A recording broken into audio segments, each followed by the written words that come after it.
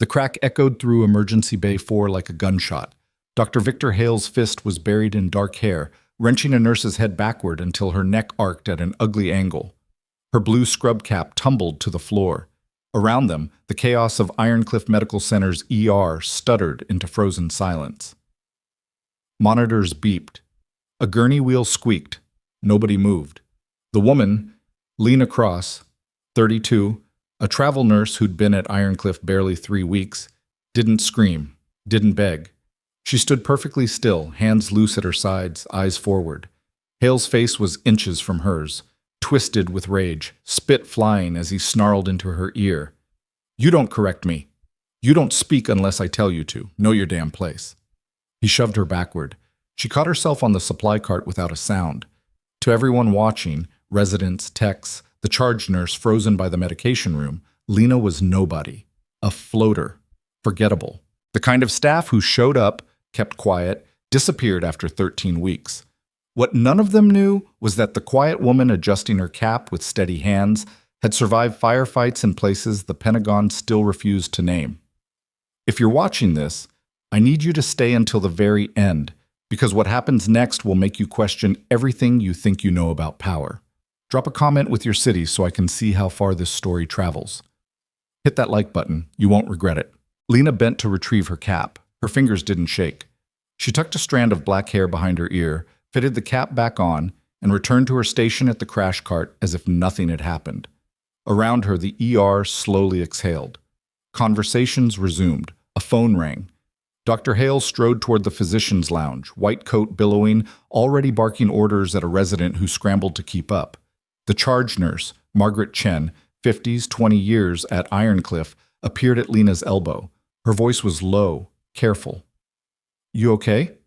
Lena checked the defibrillator pads, her movements methodical. "Fine." "That was—" Margaret hesitated. "That shouldn't have happened." "It's handled." Margaret's jaw tightened. She glanced toward the lounge where Hale had vanished, then back at Lena. For a moment it looked like she might say more. Instead, she touched Lena's shoulder once, briefly, and walked away. Lena had seen this before.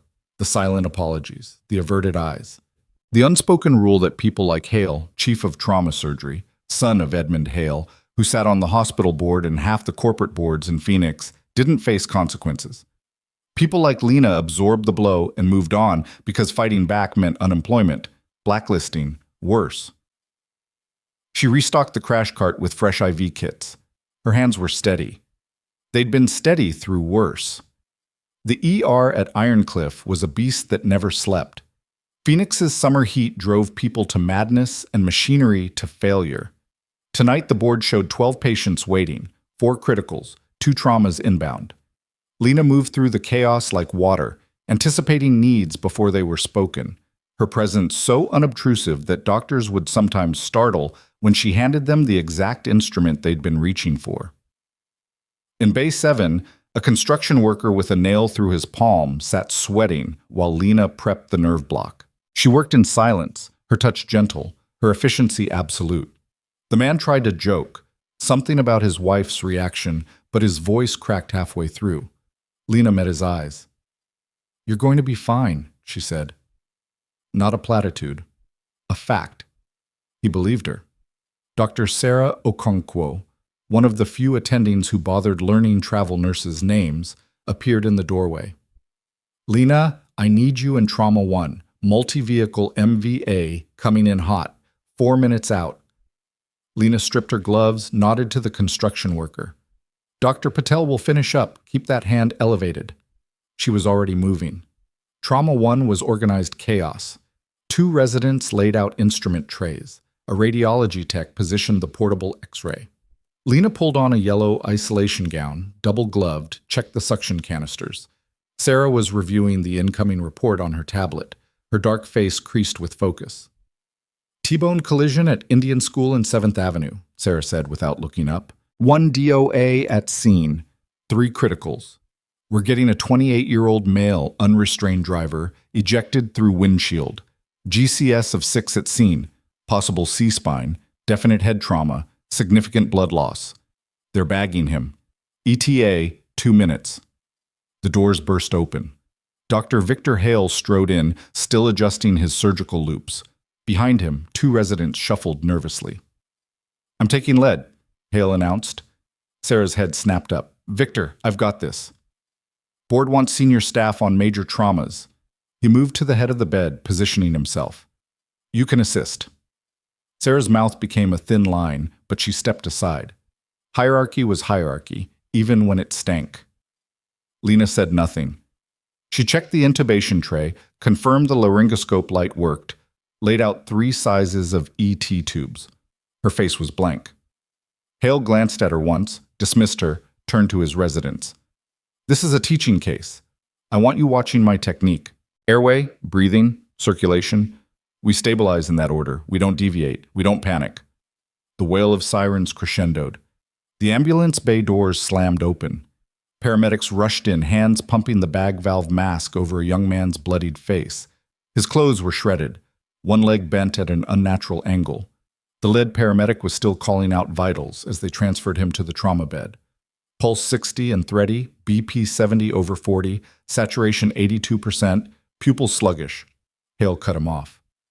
"I can see that. Move."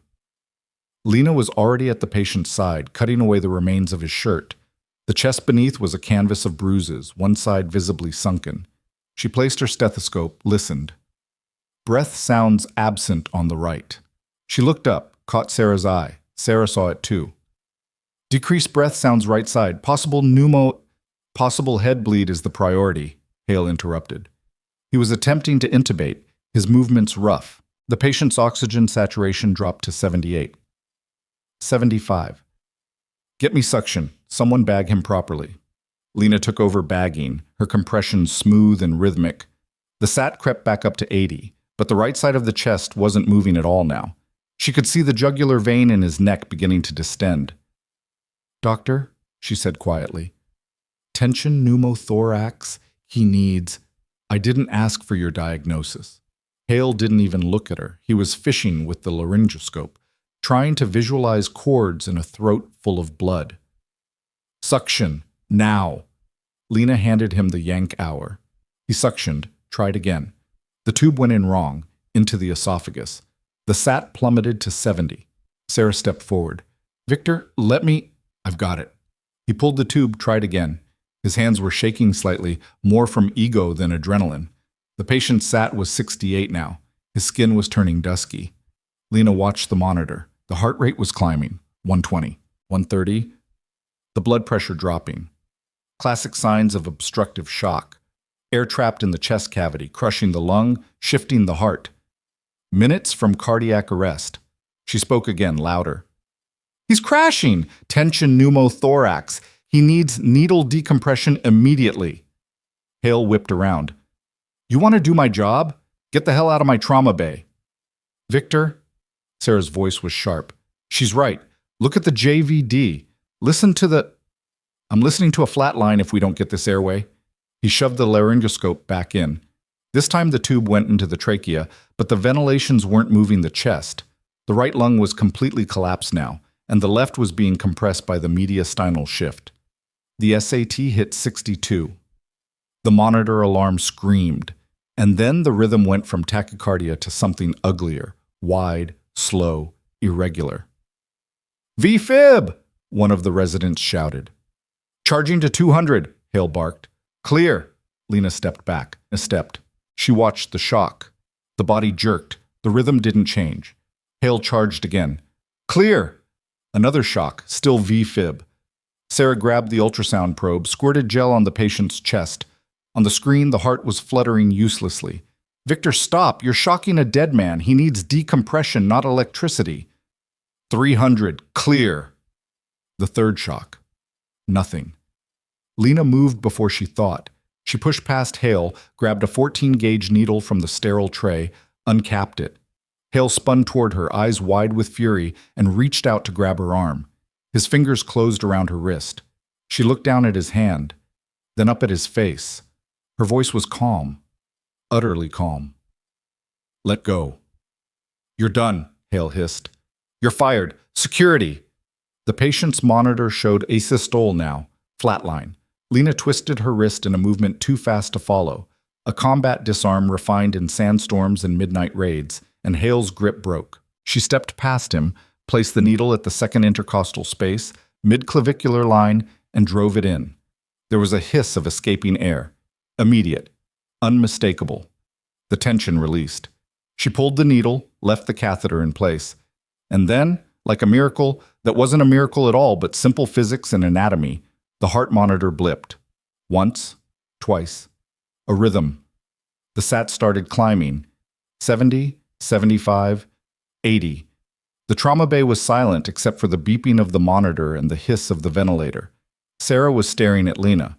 So were the residents. So were the paramedics who'd stayed to watch. Hale was staring too, but his expression was different. It was rage that had curdled into something sharper, more dangerous. He straightened, smoothed his coat. When he spoke, his voice was ice over acid. You just assaulted a physician and performed a procedure without authorization, in front of witnesses. He turned to the nearest resident. Call hospital security, call the police. I want her arrested. Lena stepped back from the bed, stripped off her gloves. Her face showed nothing. Sarah stepped between them.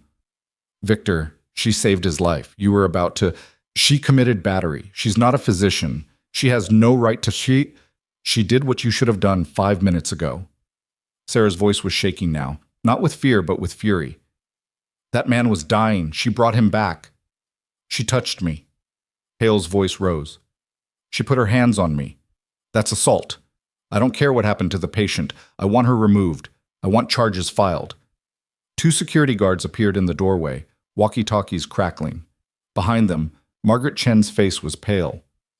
Hale pointed at Lena. Detain her. She assaulted me and performed an unauthorized invasive procedure. I'm pressing charges. One of the guards, an older man with gray at his temples, looked uncertainly at Lena, then at Sarah, then at the patient who was now breathing steadily with a SAT of 92 and rising. Ma'am, he said to Lena, I need you to come with me.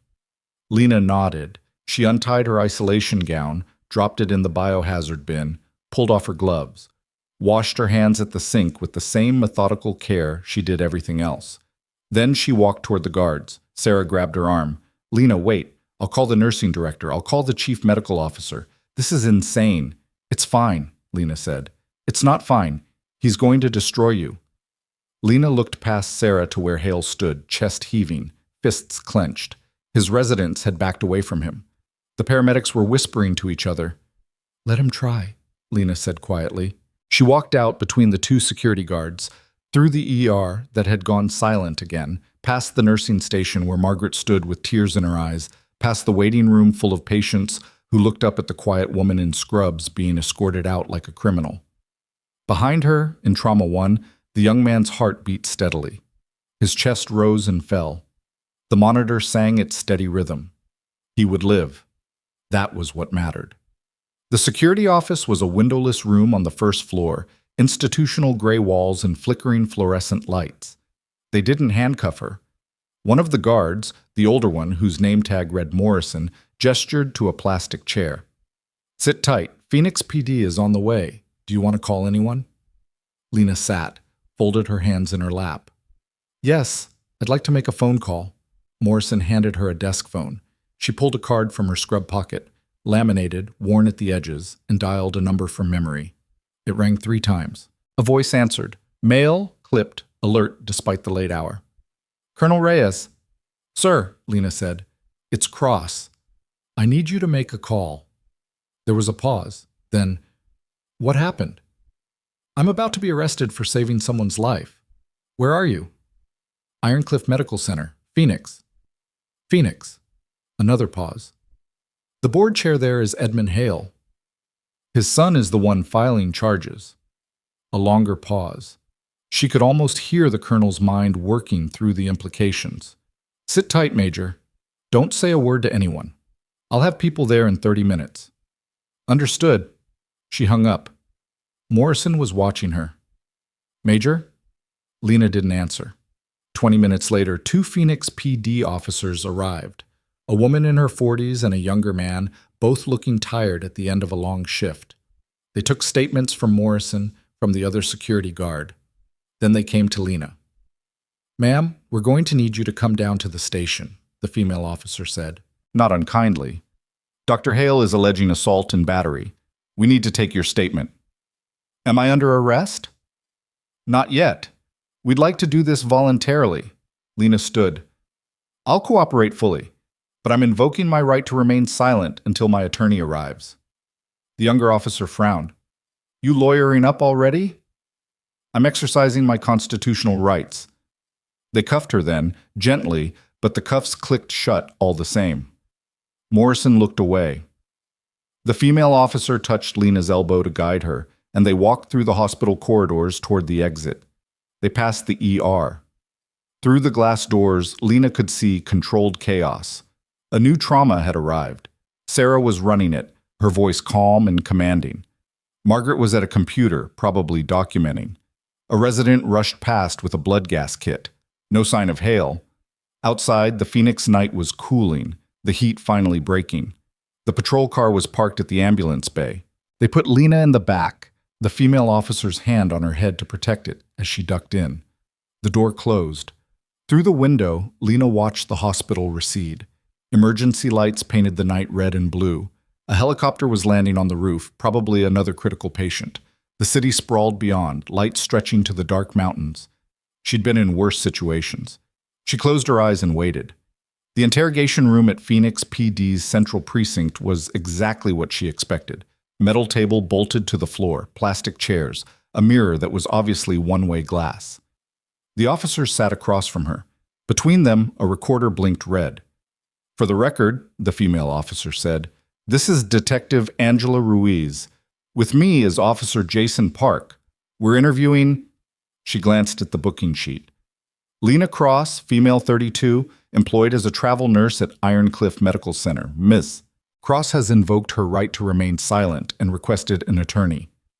Lena sat motionless. Can you at least tell us what happened? Ruiz asked. In your own words? Silence. Look, Ruiz said, leaning forward. Dr. Hale is a well-respected surgeon. His father is on the hospital board. They're saying you attacked him in front of multiple witnesses, that you performed a medical procedure you weren't authorized to do. If there's another side to this, now's the time to tell it. Lena met her eyes but said nothing. Park shifted. You're making this worse for yourself. Lena's expression didn't change. Ruiz sighed. She started to say something else when the door opened. A uniformed sergeant leaned in. Ruiz, you need to come out here. I'm in the middle of... Now. The tone left no room for argument. Ruiz and Park exchanged glances. They stood, paused the recorder, and stepped out. Lena sat alone in the silence. She could hear muffled voices through the door, sharp, urgent. Someone was arguing. Then the door opened again. A man in a dark suit walked in, 50s, graying hair, the kind of presence that said federal agent before he even opened his mouth. Behind him, a woman in army dress uniform, a captain, judge, advocate, general corps. And behind them, moving with the precise economy of a man who'd spent 40 years in the military, a 3-star general. The general looked at Lena. Lena stood immediately, instinctively, snapping to attention. The general's weathered face softened just slightly. At ease, Major Cross. Lena's shoulders relaxed, but she didn't sit. The man in the suit turned to the one-way glass. This interview is over. Release her. Now. Through the glass, Lena could see Ruiz's stunned face. The general stepped closer. His voice was quiet, meant only for Lena. Colonel Reyes called me directly, said you might be in trouble. Sir, We've already reviewed security footage from the hospital, all of it. What you did in that trauma bay was exactly what you were trained to do, what you should have done. The JAG captain opened a briefcase, pulled out a file. Ms. Cross, or should I say Major Cross, is currently on inactive reserve status following 6 years of active duty as a Special Operations Combat Medic. She holds a Bronze Star, 2 Army Commendation Medals, and a Purple Heart. She saved more lives in worse conditions than most of these doctors will see in their entire careers. The man in the suit, FBI, Lena realized from the badge now visible on his belt, looked at the general. We'll handle the local PD, but there's a bigger problem. Edmund Hale, the general said. His son assaulted a decorated combat veteran. On camera, and the hospital covered it up. The agent's jaw tightened. We're opening a federal investigation into Ironcliff Medical Center. Fraud, obstruction, possible RICO violations. The board's been playing games with Medicare billing for years. Edmund Hale's fingerprints are all over it. The door opened again. Ruiz entered, followed by a man in a deputy chief's uniform. His face was carefully neutral. "Major Cross," he said, "you're free to go. All charges have been dropped. We apologize for any inconvenience." Lena looked at the general. He nodded. She walked out of the interrogation room, through the precinct hallway where officers stared, past the front desk where Park was explaining something in a low, urgent voice to another detective. Outside, dawn was breaking over Phoenix. The sky was the color of brass and fire. A black SUV was waiting at the curb. The general held the door. "Where are we going?" Lena asked. "Back to the hospital," he said. "You have a shift to finish." The SUV pulled up to Ironcliff's main entrance just as the morning shift was arriving. Nurses in fresh scrubs, techs with coffee, a few residents stumbling in after overnight call. They all stopped when they saw the three-star general walk through the doors. Lena followed him, still in her wrinkled scrubs from last night, her hair coming loose from its braid. The hospital administrator met them in the lobby, a thin man with wire-rimmed glasses whose panic was barely concealed. "General Ashford, this is unexpected. If you'd called ahead." "Where's Edmund Hale?" Ashford's voice could have cut steel. He's in a board meeting, but I'm sure if you'd like to schedule." "Get him! Now!" The administrator scurried off. Ashford turned to Lena. "Wait here." She nodded. 15 minutes later, Edmund Hale emerged from the elevator. 70, silver-haired, tailored suit that probably cost more than Lena made in a month.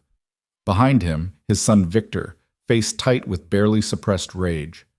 Edmund's expression was smooth, practiced.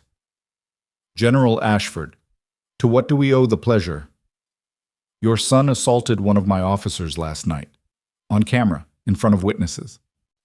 Edmund's smile didn't waver, but something flickered in his eyes. "I think there's been a misunderstanding. Dr. Hale was defending himself from an unqualified nurse who... Major Cross is a decorated combat medic with more trauma experience than every physician in your ER combined. She saved a patient's life while your son was busy committing malpractice." Victor stepped forward. "That's defamation. I'll sue." "You'll do nothing." The FBI agent appeared from a side hallway, badge out. "Special Agent Torres, FBI. Edmund Hale. Victor Hale. You're both subjects of a federal investigation into fraud, medical malpractice, and obstruction of justice. I suggest you retain counsel." The lobby had gone deathly quiet. Staff members frozen mid-step, visitors staring. Edmund's face finally cracked. "You can't. My lawyers will..." "Your lawyers can't help you," Torres said flatly. "We have security footage, financial records, testimony from 17 former employees. You're done." Victor lunged toward Lena. "This is your fault, you..." He didn't finish. 2 federal marshals materialized, intercepting him before he got within 3 feet of her. Lena stood perfectly still, watching him. General Ashford moved to her side. "Major, your service to this hospital is complete. You're released from your contract effective immediately. With honors." Lena looked past the general to the ER entrance. Through the doors, she could see Margaret at the nursing station, Sarah talking to a resident, the organized chaos of morning rounds. "Sir," she said quietly, "permission to finish my shift. There are patients who need care." Ashford studied her for a long moment. Then he nodded. "Granted." Lena walked past the Hales, past the administrator whose face had gone gray, past the gathering crowd of staff. She pushed through the ER doors. Margaret looked up. Her eyes went wide. "Lena, my God, we thought..." "I'm here to work," Lena said. "Where do you need me?" Margaret pointed toward Bay 3 without a word. A middle-aged woman with diabetic ketoacidosis, her breath smelling of acetone, her skin clammy. Lena washed her hands, pulled on fresh gloves, and got to work. Around her, the ER gradually resumed its rhythm, but the whispers never quite stopped. Nurses glanced at her between tasks. Residents clustered near the break room, voices low. Through the glass doors to the lobby, Lena could see federal agents taking photographs of the security office, interviewing staff members, methodically dismantling whatever shield the Hales had built around themselves. Sarah appeared at Lena's elbow while she was hanging a new insulin drip. "You're really staying?" "The patient needs insulin titrated every hour. Someone should be here who knows what they're doing." Sarah's laugh was half sob.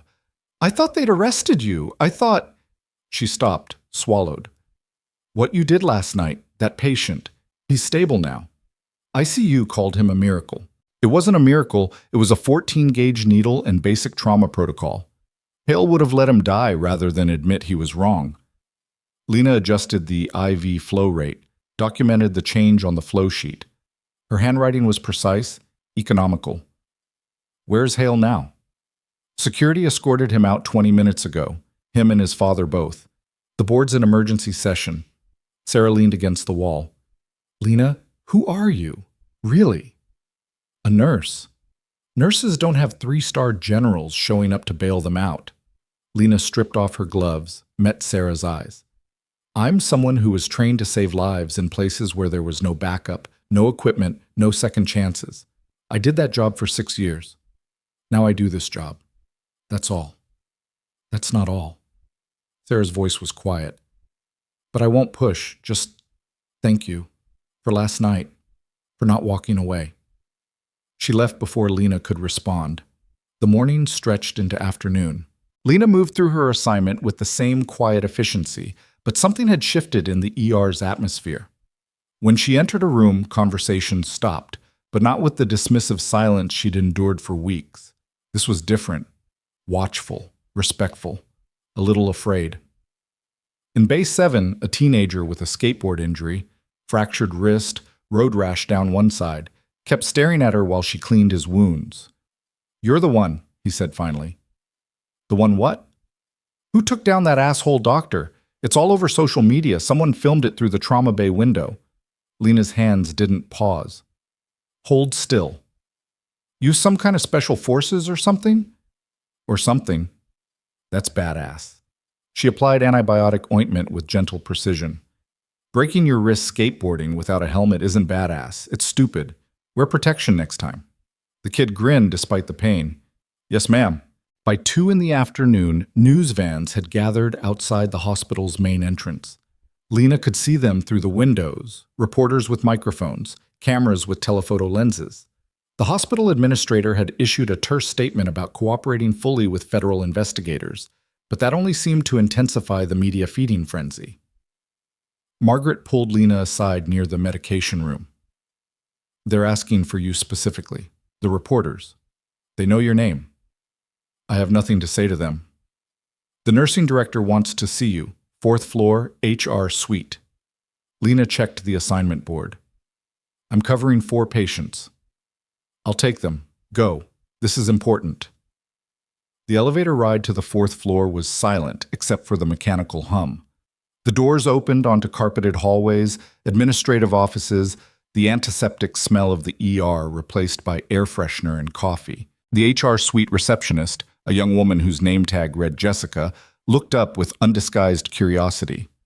"Ms. Cross, they're waiting for you in the conference room." Inside, 3 people sat around a polished table. The nursing director, Patricia Vance, a severe woman in her 60s.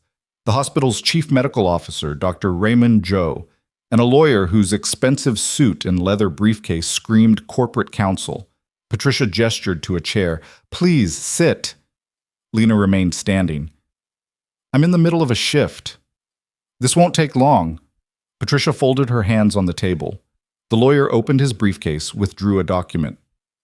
"Ms. Cross, in light of recent events, the hospital would like to offer you a settlement." "A settlement for what?" "For any potential claims you might have regarding your treatment here. Workplace harassment, hostile environment, wrongful termination. Though technically you weren't terminated, your contract was temporary in nature, but we understand there might be—" "How much?" Lena's voice was flat. The lawyer blinked. "I'm sorry? How much are you offering to make me go away quietly?" Patricia's face tightened. "That's not what this is." "Then what is it?" Dr. Joe leaned forward. He was younger than Patricia, maybe 50, with tired eyes that had probably seen too many of these meetings. Ms. Cross, the hospital is facing significant scrutiny, federal investigation, media attention. The board is concerned about liability. What happened last night with Dr. Hale, both incidents, has put us in a difficult position. I saved a patient's life. That put you in a difficult position? You performed an invasive procedure without physician authorization. You physically engaged with an attending physician. Regardless of the circumstances, that patient would be dead if I'd waited for authorization. Lena's voice didn't rise, but something in it made Joe stop talking. And Dr. Hale put his hands on me first. Twice. On camera. In front of witnesses. The lawyer cleared his throat. Which is why we're prepared to offer compensation. $200,000. Tax-free settlement. Confidentiality agreement. Mutual non-disparagement clause. You walk away, we make sure this doesn't follow you to your next assignment. And if I refuse, then we'll be forced to take action regarding your unauthorized practice of medicine. The state nursing board will be notified. Your license could be suspended pending investigation. Future employment could become difficult. Lena looked at each of them in turn. Patricia with her bureaucrat's mask. Joe with his exhausted pragmatism. The lawyer with his calculated threat wrapped in corporate courtesy. I'll take your offer, she said. The lawyer's shoulders relaxed. He pushed the document across the table. Excellent. If you'll just sign here, and under one condition. Patricia's eyes narrowed. What condition? Every staff member who witnessed what happened last night gets the same protection I'm getting. No retaliation, no blacklisting, and Margaret Chen gets promoted to assistant nursing director with a 20% raise. We can't just, then I don't sign. And when the reporters outside ask me why I'm not signing, I tell them exactly what happened in this room. Lena placed both palms flat on the table. You're not buying my silence. You're buying my cooperation. Those are my terms. The three of them exchanged glances. Some silent negotiation happened in the space of heartbeats. Finally, Joe nodded. Done, he said. We'll draw up an addendum. I want it in writing before I leave this room. The lawyer's jaw worked, but he pulled out his laptop. 20 minutes later, Lena walked out of the conference room with a signed agreement and a check that would clear her student loans and give her enough cushion to choose her next assignment carefully. She felt nothing about the money. It was compensation for something that shouldn't have required compensation in the first place. But Margaret would get her promotion. Sarah and the residents who'd witnessed everything would have protection. That was worth something. She took the elevator back down to the ER. The doors opened onto chaos. Different chaos from this morning's controlled urgency. Security guards were escorting someone out through the ambulance bay. Raised voices, the crash of something metallic hitting the floor. Lena pushed through the crowd. In the center of the ER, a man in his 40s was backing away from two security guards, his face flushed with rage. He wore an expensive watch, Italian shoes, and the kind of entitled fury that came from never being told no. In his right hand, a scalpel gleamed under the fluorescent lights. "Where is she?" he was shouting. "Where's the bitch who destroyed my family?" Margaret was on the phone, probably with Phoenix PD. Sarah had positioned herself between the man and the patient bays, hands raised in a placating gesture. "Sir, you need to put down the scalpel. Nobody's going to hurt you. We just need you to—" "Edmund Hale is my father-in-law. My wife is destroying herself because of what happened. Her brother's career is over. And it's all because some glorified janitor decided to play hero." One of the security guards, Morrison, the same one from last night, was trying to flank him. "Sir, we've called the police. Don't make this worse." The man's eyes swept the ER, wild, looking for a target. They landed on Lena. Recognition flashed across his face. "You." Lena didn't move. She stood near the nursing station 10 feet away, utterly calm. "You destroyed everything," he hissed. "Do you understand that? My wife's family, their reputation, the hospital, all of it. Gone. Because you couldn't keep your mouth shut and do your job." "My job is saving lives," Lena said quietly. "I did my job." "You assaulted a surgeon. You humiliated him. He lunged. Morrison tried to grab him, but the man was faster than he looked, driven by desperation and rage. The scalpel arced toward Lena's throat in a wild, unpracticed strike. Lena moved. She'd done this drill 1,000 times in hand-to-hand training, against opponents who knew what they were doing, in conditions far worse than a well-lit ER. The man's wrist was in her hand before the blade covered half the distance. She rotated it down and out, applying pressure to the joint in a way that made his fingers spring open involuntarily. The scalpel clattered to the floor. She swept his legs, controlled his descent, and had him face down on the linoleum with his arm locked behind his back before anyone else even processed what had happened. Morrison stared. Sarah's mouth was open. The gathering crowd of staff and patients was frozen in shocked silence. Lena looked up at Morrison.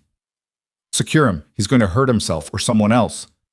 Morrison snapped into action, pulling out flex cuffs. The man was sobbing now, face pressed against the floor. His rage collapsed into something pathetic and broken. "My wife," he kept saying. "My wife, my kids. What am I supposed to tell them?" "Tell them the truth," Lena said. She stood, brushed off her scrubs. "Tell them what happens when powerful men think they're above consequences." Phoenix PD arrived 6 minutes later. They took statements, secured the weapon, hauled the man away in handcuffs while he shouted incoherent threats. A detective, not Ruiz, someone new, approached Lena with a notepad. "You're cross?" "Yes." "You okay? Need medical attention?" "I'm fine." "That was some quick thinking. You have training?" "Some." He waited for her to elaborate. When she didn't, he just nodded. "We'll need a formal statement. Can you come down to the station later today?" "I'm working until 7 after that." "Works for me." He handed her a card. "Call this number when you're free."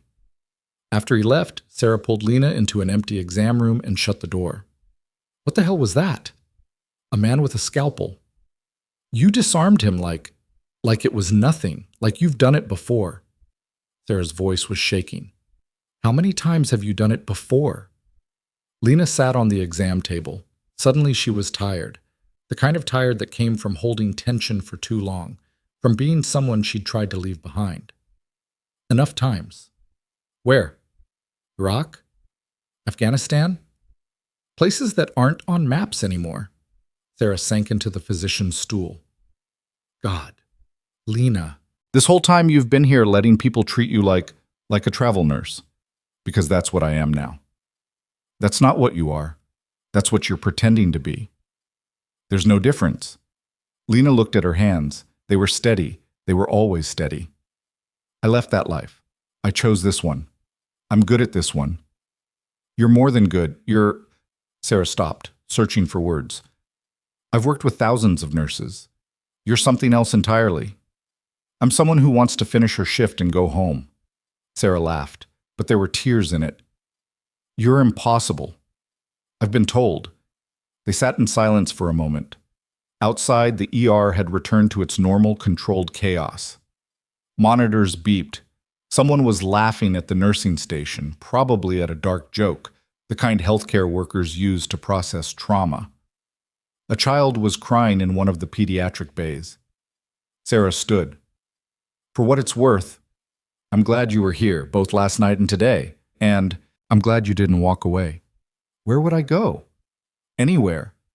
You've got the whole country to choose from, every travel assignment you want." Lena slid off the exam table. "Maybe, but right now Bay 9 needs a wound irrigation and Bay 4's post-op vitals are overdue, so I'm choosing here." She walked out before Sarah could respond. The rest of the shift passed in a blur of normal emergencies. A kitchen burn, a child with a fever, an elderly man with chest pain that turned out to be heartburn. Lena moved through each case with the same focused efficiency, but she could feel eyes on her constantly. Staff members who'd ignored her for 3 weeks now watched her every move. Some with admiration, some with unease, a few with something that looked like fear. At 6:30, Margaret called her to the nursing station. "There's someone here to see you. Visitor waiting room." "I'm not doing interviews." "Not a reporter. Military." Lena felt something tighten in her chest. She walked to the visitor area, a small room with plastic chairs and outdated magazines. A man in army dress uniform stood by the window. Not General Ashford, someone else. Younger, maybe 35, with a ranger tab and combat infantry badge. He turned when she entered. Major Cross? I'm not a major anymore. Once a major, always a major, ma'am. He extended his hand. Captain Daniel Ortega, I served under Colonel Reyes in Kandahar. He asked me to check in on you. Lena shook his hand. His grip was firm, professional. I'm fine, Captain. With respect, ma'am, that's not what it looks like from the outside. 2 incidents in 24 hours, federal investigation, media circus, and from what I hear, you handled yourself like you never left the service. I didn't have a choice. There's always a choice. You could have walked away. Let Hale kill that patient. Let the guy with the scalpel take a swing. But you didn't. You stepped up. He paused. Colonel Reyes wanted me to tell you something. The unit's being reactivated for a new mission, domestic preparedness, high-level medical response for civilian disasters. He's building a team. He wants you on it. I'm done with that life. Are you? Because from where I'm standing, you're still fighting the same fight, just in a different uniform. Lena looked past him, through the window, to where the city sprawled under the evening sky. Somewhere out there, Edmund Hale and his son were probably with their lawyers, strategizing their defense. The man with the scalpel was in a holding cell, his life derailed by his own rage. The patient from last night was in ICU, alive because Lena had refused to stay in her lane. I'll think about it, she said. That's all he asks. Ortega pulled a card from his pocket. My number, call anytime, day or night. The colonel wanted you to know you're not alone in this. Whatever happens next. He saluted, crisp, precise, and left. Lena stood in the empty waiting room holding the card. Through the walls she could hear the ER's rhythm, a code blue called overhead, footsteps running, the organized chaos of people trying to hold back death for one more day. She tucked the card in her scrub pocket and returned to work. At 7, her shift ended. She changed out of her scrubs in the locker room, alone. Most of the evening shift staff avoided her, not from malice, but from uncertainty. She was no longer the invisible travel nurse they could ignore. She was something else now, something they didn't know how to categorize. She was walking toward the exit when her phone buzzed. Unknown number. She almost ignored it, then answered. Miss Cross? A woman's voice, professional, controlled. My name is Jennifer Hale. I'm Victor Hale's sister. Lena stopped walking. How did you get this number? That's not important. I need to talk to you in person. It's about what happened to my brother and my father. I have nothing to say to your family. Please. The control cracked slightly. I'm not calling to threaten you or beg you to change your story. I'm calling because I think you deserve to know the whole truth. And I think I need to tell someone before it destroys me too. Lena stood in the hospital corridor, people flowing around her, security guards eyeing her warily. I'm listening.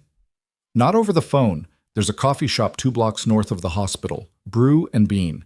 I'm there now. Just me. No lawyers, no family. Please. The line went dead. Lena looked at her phone. Every instinct said to walk away, to let the federal investigation run its course, to let the truth come out through official channels. But something in Jennifer Hale's voice, that crack of desperation, of guilt, made her hesitate. She walked to her car, a 10-year-old Honda she'd bought cash 3 years ago, sat behind the wheel. The coffee shop was 2 blocks away. 5-minute drive. She could be in and out in 15 minutes. Or it could be a trap, an ambush, a setup to discredit her before the investigation went further. She started the engine. The coffee shop was a local place, worn furniture and local art on the walls. Not a chain, not the kind of spot where the Hales would normally be caught dead. Lena entered, scanned the room. Jennifer Hale sat in the back corner, hands wrapped around a coffee cup. Late 30s, elegant even in casual clothes, with the kind of bone structure that came from good genetics and expensive maintenance. But her eyes were red-rimmed. Her hands shook slightly. She looked up when Lena approached. You came. You have 5 minutes. Sit. Please. Lena sat across from her, angled so she could see the door. Old habits. Jennifer took a breath. I know what my brother did to you. I saw the video. Everyone's seen it by now. the hair pulling, the patient he almost killed. And I know my father's been covering up his mistakes for years. She paused. What you don't know is why. I don't care why. You should. Because it's going to come out during the investigation, and when it does, it's going to be worse than anyone thinks. Jennifer's voice dropped. My brother isn't just arrogant. He's sick, mentally. He has a condition, impulse control disorder, narcissistic personality disorder, possible bipolar. He's been seeing psychiatrists since he was 15. But my father couldn't accept having a son who was anything less than perfect. So he covered it up. He did more than that. He bought Victor's way through medical school, paid professors to look the other way when he failed exams, paid off the residency program to keep him despite multiple incidents with nurses, patients, other residents. Every time Victor made a mistake, every time he hurt someone, my father made it disappear. Lena listened without expression. There have been 8 patients, Jennifer continued. Her voice was barely above a whisper now. 8 that I know of. People who died because Victor made the wrong call and was too proud or too sick to ask for help.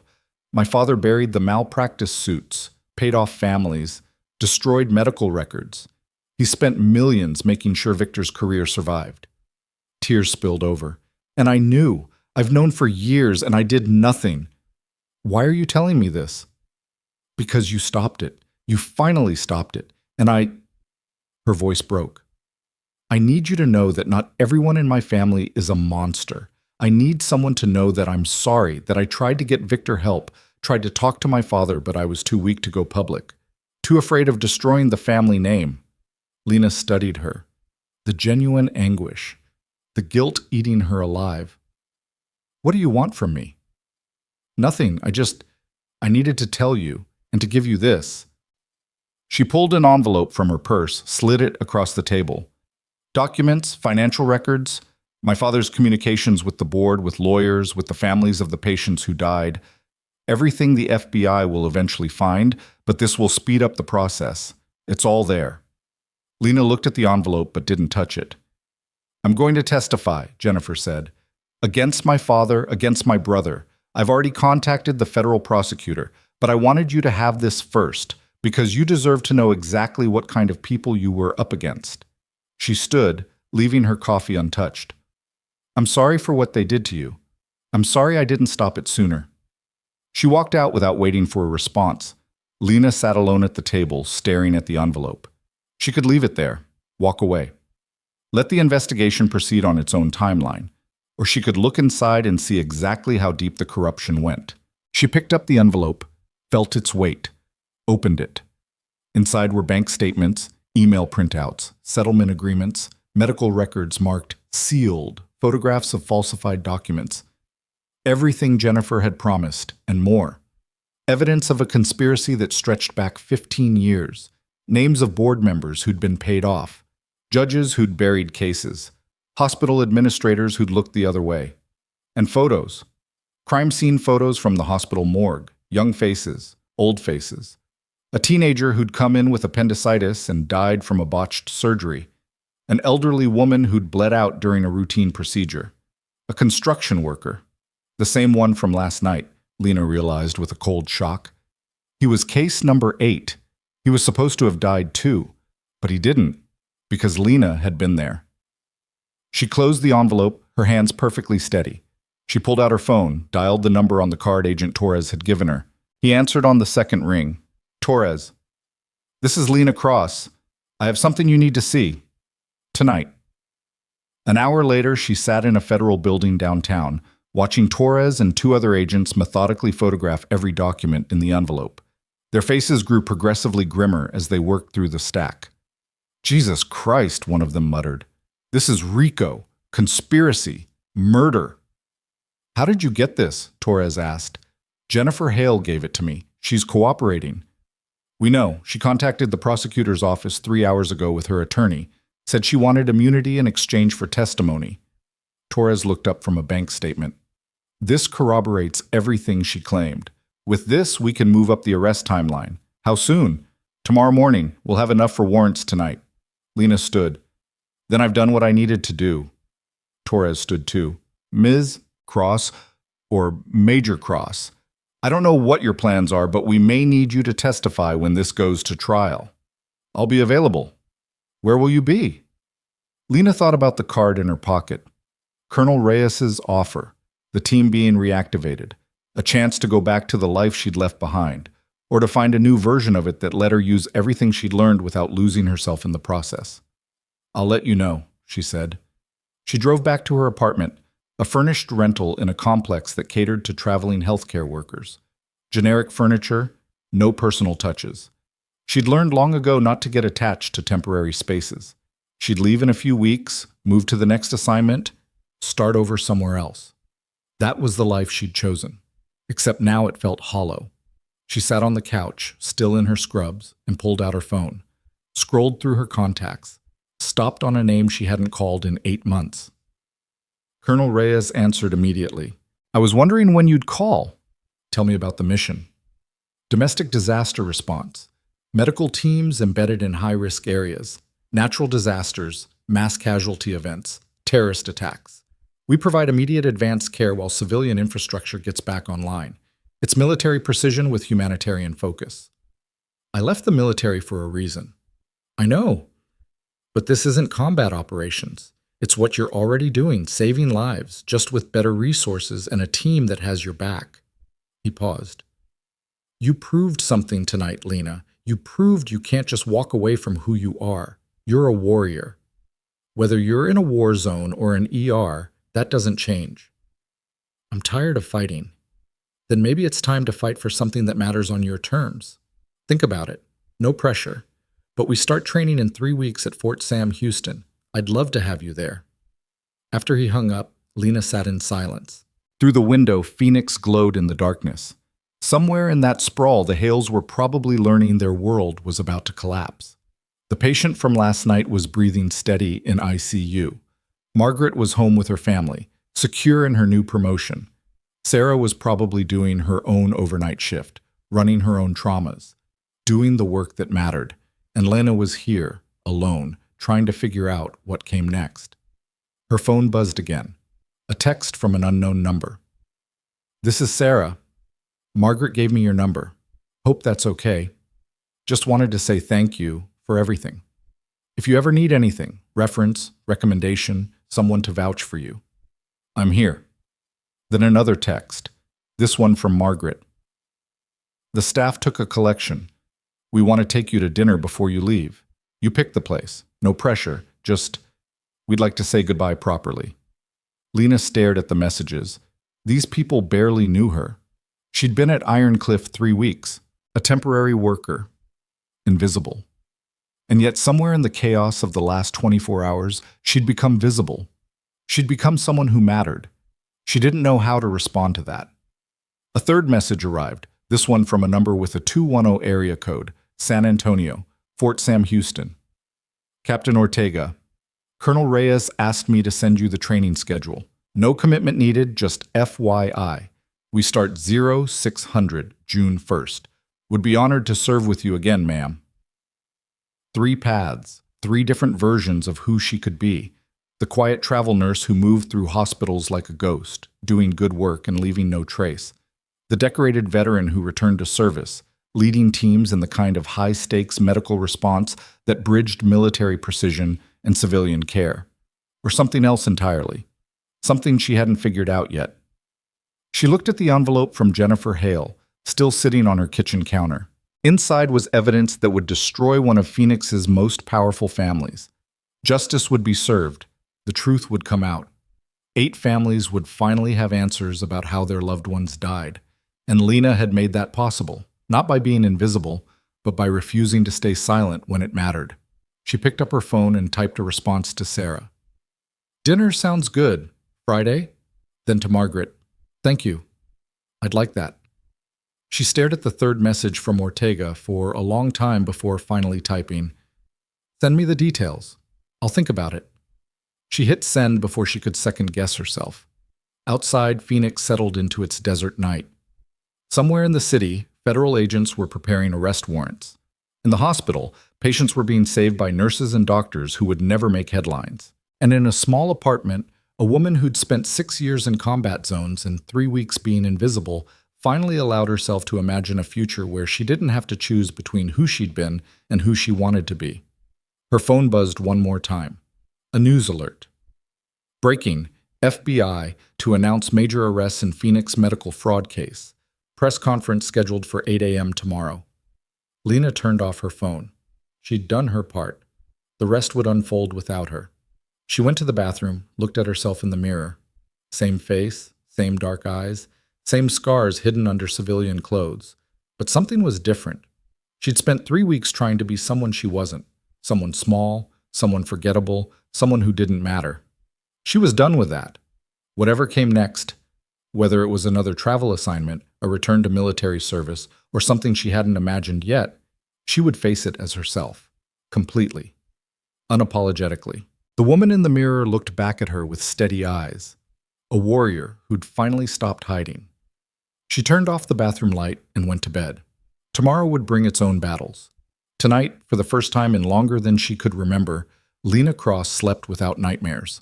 At dawn, federal agents knocked on the doors of Edmund Hale's estate and Victor Hale's luxury condo. By the time Lena woke to Phoenix sun streaming through her window, both men were in custody, their faces already plastered across every news channel. The hospital board had been dissolved. 3 administrators had resigned, and the name Lena Cross was trending on social media, attached to shaky cell phone footage of her disarming the man with the scalpel, attached to leaked security footage of her standing calm while Hale screamed in her face, attached to speculation and admiration and the kind of viral fame she had absolutely no interest in. But there was one more video making the rounds. Someone had interviewed the young man from the skateboard accident, the teenager with the fractured wrist, and he'd said something that was being quoted everywhere. She told me to wear a helmet, like, I almost died and she saved me, and then she just told me not to be stupid. That's the most badass thing I've ever seen. Lena read the quote on her phone, smiled despite herself, and then deleted the news app entirely. She had a shift at Ironcliff in 2 hours. After that, a dinner with the staff. After that, a decision to make about what came next. But for now, she had patients to care for. She got dressed, pulled her hair back, and headed out into the Phoenix morning. No longer invisible, no longer hiding, and for the first time in years, no longer sure what came next, but finally okay with that uncertainty. The warrior had found her footing again, and this time she wasn't letting anyone knock her down. The ER was quieter than usual when Lena arrived for her shift. Not empty, emergency departments were never truly empty, but subdued. Staff members moved with a careful watchfulness, their conversations muted. News vans still clustered outside the main entrance, reporters doing stand-ups with the hospital's facade as backdrop.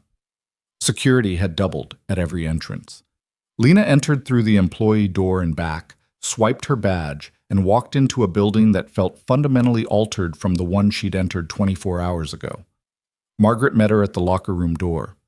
Media's been trying to get in all morning. Security's on high alert. Administration sent out an email. No staff talks to press without going through legal first. Good. There's something else. Margaret's voice dropped. Victor Hale made bail 2 hours ago. His father's still in custody. The judge denied bail on flight risk, but Victor's out. His lawyers already filed motions to dismiss, claims prosecutorial misconduct, media bias. They're fighting this hard. Lena closed her locker, checked her pager. He can fight all he wants. The evidence doesn't care about his lawyers. His lawyer is Carson Mitchell. Ever heard of him? No. He got an oil executive off on manslaughter charges last year, got a pharmaceutical CEO acquitted on fraud. He doesn't lose cases, Lena, and he's vicious. Then it's a good thing I'm not the one prosecuting. Lena started toward the ER. What's the assignment? Margaret followed, her footsteps quick. Trauma Bay. Dr. Okonkwo specifically requested you. The ER had the strange energy of a place trying to pretend normalcy while processing collective trauma. Residents clustered near the physician's lounge, their voices carrying fragments about depositions and subpoenas. 2 nurses Lena barely knew nodded at her as she passed, a small acknowledgement that would have been unthinkable 3 days ago. She found Sarah in Trauma 1, reviewing labs on a tablet. Sarah looked up. You came back. I work here. Half the staff thought you'd quit. The other half thought administration would pay you to disappear quietly. They tried. I stayed. Sarah's smile was tight. I heard. Margaret told me about the settlement terms you negotiated. That was unexpected. It was fair. Fair isn't a word most people associate with hospital administration. Sarah set down the tablet. Listen, I need you to know something. The board, what's left of it, is meeting today. There's talk of implementing new protocols, mandatory reporting for staff misconduct, third-party oversight for trauma cases, real changes, because of what you did. I didn't do it for protocol changes. I know, but sometimes doing the right thing creates ripples you can't control. Sarah glanced at the monitors, the empty trauma bay waiting for its next emergency. We've got a quiet morning so far. Probably won't last. It didn't. At 10:15, the radio crackled. Mass casualty incident. Construction site collapse at a high-rise development downtown. Initial reports. 12 workers trapped. Multiple crush injuries. At least 3 criticals inbound. ETA, 8 minutes. The ER exploded into controlled chaos. Sarah started calling out assignments, her voice calm and commanding. Additional physicians materialized from the break room, residents abandoning their coffee.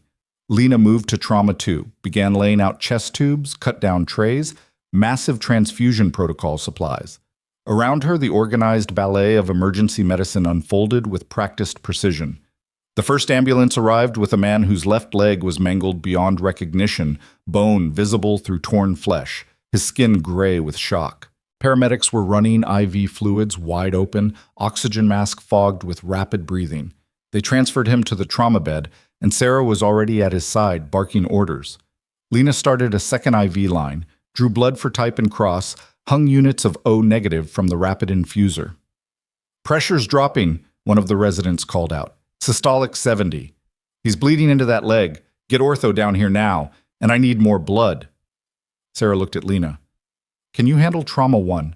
We've got 2 more criticals coming in. Yes. Lena moved to the next bay as the second ambulance arrived. This patient was worse. Chest crushed by a falling I-beam, bilateral rib fractures, one side of his chest moving wrong with each breath. Flail chest. Possible pneumothorax. Oxygen saturation dropping despite high-flow oxygen. She was assessing breath sounds when she felt someone stop in the doorway. She glanced up. Doctor. James Riley stood there, one of the senior attendings, a man who'd ignored her completely for 3 weeks. Now he was watching her with undisguised curiosity. You need something? Lena asked. Just observing. He stepped into the room. Heard you had some field experience. Some. She placed an IV, drew labs with smooth efficiency. Decreased breath sounds left side. Tracheal deviation to the right. He needs a chest tube. Riley moved to the bedside, examined the patient himself. His movements were methodical, professional. You're right. You want to place it, or should I? The question hung in the air. An attending asking a nurse if she wanted to perform a physician procedure. 3 days ago, it would have been unthinkable. Now it was a test. You should, Lena said. I'll assist. Something like respect flickered across Riley's face. Good answer. They worked together in efficient silence. Riley made the incision, dissected down to the pleural space. Lena had the chest tube ready, positioned perfectly. The moment he created the opening, she handed him the tube. He guided it in, secured it. Immediate rush of air and blood. The patient's oxygen saturation began climbing. Clean technique, Riley said, stripping his gloves. You've done this before. In different circumstances. I read your file. Saw what you did for that MVA patient 2 nights ago. That was textbook battlefield medicine. He paused. I also saw what Hale did to you. For what it's worth, I'm sorry. That should never have happened. But it did. Yeah. Riley looked at the patient, now stabilizing. The board's instituting changes, new reporting structure, oversight committee. They're calling it the cross protocol. Lena's hands stilled. What? Named after you. Any staff member who witnesses attending misconduct can report directly to an independent committee. No retaliation protections built in. It's not much, but it's something. Before Lena could respond, another ambulance arrived. Then another. The The morning dissolved into a blur of trauma after trauma. A young woman with a pelvic fracture, an older man with a head injury, two workers with crush injuries to their arms. Lena moved between bays, anticipating needs, her presence becoming a stabilizing force in the chaos. At noon, during a brief lull, she stepped outside for air. The ambulance bay was quiet, just the distant wail of sirens somewhere in the city. She leaned against the wall, closed her eyes. Lena Cross? She opened her eyes. A man in an expensive suit stood 10 feet away. 50s, silver hair, the kind of calculated presence that screamed high-powered attorney. Behind him, a younger man with a briefcase and a video camera. "I'm Carson Mitchell. I represent Dr. Victor Hale." Lena straightened. "I have nothing to say to you." "I'm not asking you to say anything. I'm here as a courtesy. To inform you that we'll be filing a civil suit against you for assault, battery, defamation, and intentional infliction of emotional distress. Damages sought are $15 million. The younger man held up the camera, recording. Lena kept her face neutral. "You physically attacked my client," Mitchell continued. "You humiliated him in front of his colleagues. You've participated in a coordinated campaign to destroy his career and his family's reputation. We have witnesses, we have video, and we will prove in court that you acted with malice and premeditation. Your client grabbed me by the hair and yanked my head back, twice, also on video. After you provoked him with insubordination and unauthorized medical procedures. Dr. Hale was maintaining hospital protocol. You were the aggressor." Lena looked at the camera, then back at Mitchell. "Are we done? You should know that my investigative team has been researching your background, your military service, your classified deployments. We'll be arguing that you used combat training inappropriately in a civilian setting, that you represent a danger to patients and staff, that hospitals should think very carefully before employing someone with your particular skill set. You're trying to blacklist me. I'm protecting my client's rights and reputation. If that means exposing the truth about who you really are, then yes." Mitchell stepped closer. His voice dropped, became almost conversational. "You're a trained killer pretending to be a nurse. Everyone knows it now. The question is whether you want to spend the next 5 years in litigation, having every deployment, every mission, every classified operation dragged into public record, or whether you'd prefer to make this go away quietly." "How?" "Recant your statement to the FBI. Admit that you overreacted to Dr. Hale's legitimate supervision. Sign an affidavit acknowledging that you assaulted him without provocation. Do that, and we'll drop the civil suit." Lena held his gaze. "And if I refuse? Then we destroy you. Not just your career, your life. We'll subpoena your military records. Interview everyone you served with. Find out what happened in all those classified missions. By the time we're done, you'll be unemployable, unhireable, and probably facing criminal charges yourself." The camera was still recording. Lena looked directly into the lens. "I saved a patient's life. Your client tried to stop me. Those are the facts. I won't change them for you or anyone else." Mitchell's smile was cold. "Then I'll see you in court." He turned to his assistant. "Make sure that's all recorded. Her refusal to cooperate, her aggressive posture, everything." They walked away. Lena stood in the ambulance bay, alone except for the security guard who'd watched the entire exchange from his post by the door. The guard approached. "You okay, ma'am?" "Fine. That lawyer's bad news. My cousin got sued by one of his clients. They buried her in paperwork until she went bankrupt." He hesitated. "You need anything, you let me know." "Thank you." She went back inside. The ER had refilled during her brief absence. A motor vehicle accident, a diabetic emergency, a child with a febrile seizure. She dove back into work, but Mitchell's words echoed in her mind. Trained killer pretending to be a nurse. They were going to weaponize her service, turn her greatest strength into a liability. By mid-afternoon, word of the lawsuit had spread through the hospital. Staff members approached Lena with carefully neutral expressions, asking if she needed anything, if she had a lawyer, if there was anything they could do. She deflected each inquiry with professional courtesy and returned to her patients. At 3 o'clock, Margaret pulled her into the break room. "Legal called. They want to talk to you about the lawsuit." "I'm working. They said it's urgent. They're worried about liability. If Hale's lawyer can prove the hospital should have prevented you from working here, they could be named in the suit too." So they want to fire me. They want to protect themselves, which might mean protecting you, or it might mean cutting you loose. I don't know. Margaret's voice cracked. This is so messed up. You saved a man's life, and now you're being punished for it. I'm not being punished. I'm being tested. What's the difference? Lena didn't answer. She walked to the administrative wing, took the elevator to the 4th floor. The hospital attorney, a nervous man named Bradley Chen, no relation to Margaret, met her in a conference room. With him sat Patricia Vance and a woman Lena didn't recognize. Ms. Cross, this is Ellen Hartley. She's outside counsel specializing in employment litigation. Hartley extended her hand. Her grip was firm, her eyes sharp. I've reviewed the complaint Mitchell filed. It's aggressive but not unusual for him. He's trying to intimidate you into capitulation. It won't work. Good.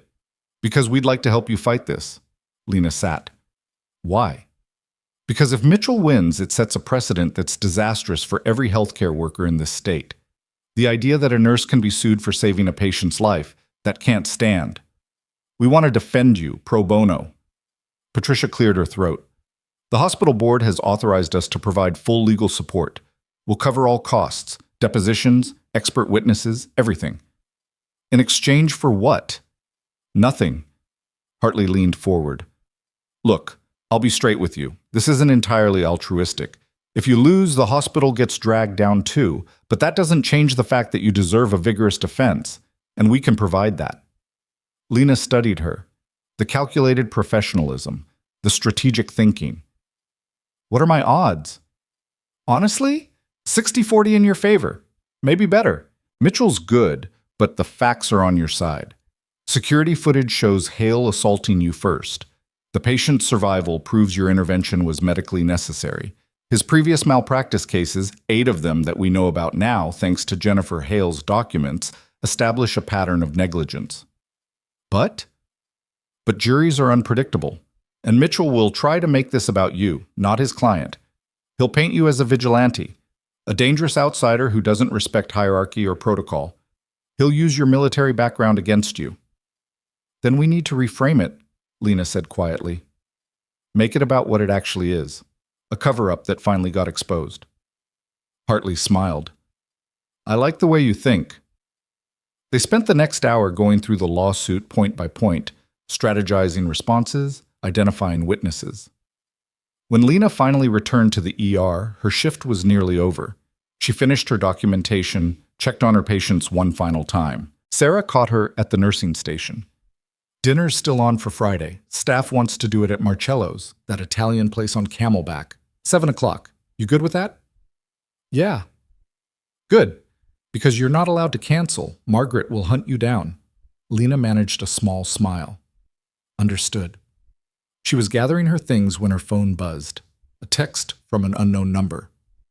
This is Captain Ortega. Colonel Reyes asked me to reach out. Training starts Monday, June 1st, Fort Sam, Houston. He'd like your answer by Friday. No pressure, but we need to finalize the roster. Friday. 3 days away. The same night as the staff dinner. The same week she'd have to give her deposition for the lawsuit. Her phone buzzed again. This time, Agent Torres. Update. Edmund Hale's attorney filed for change of venue, trying to move the trial to a jurisdiction where he has more influence. We're fighting it, but thought you should know. Also, Victor's bail conditions have been modified.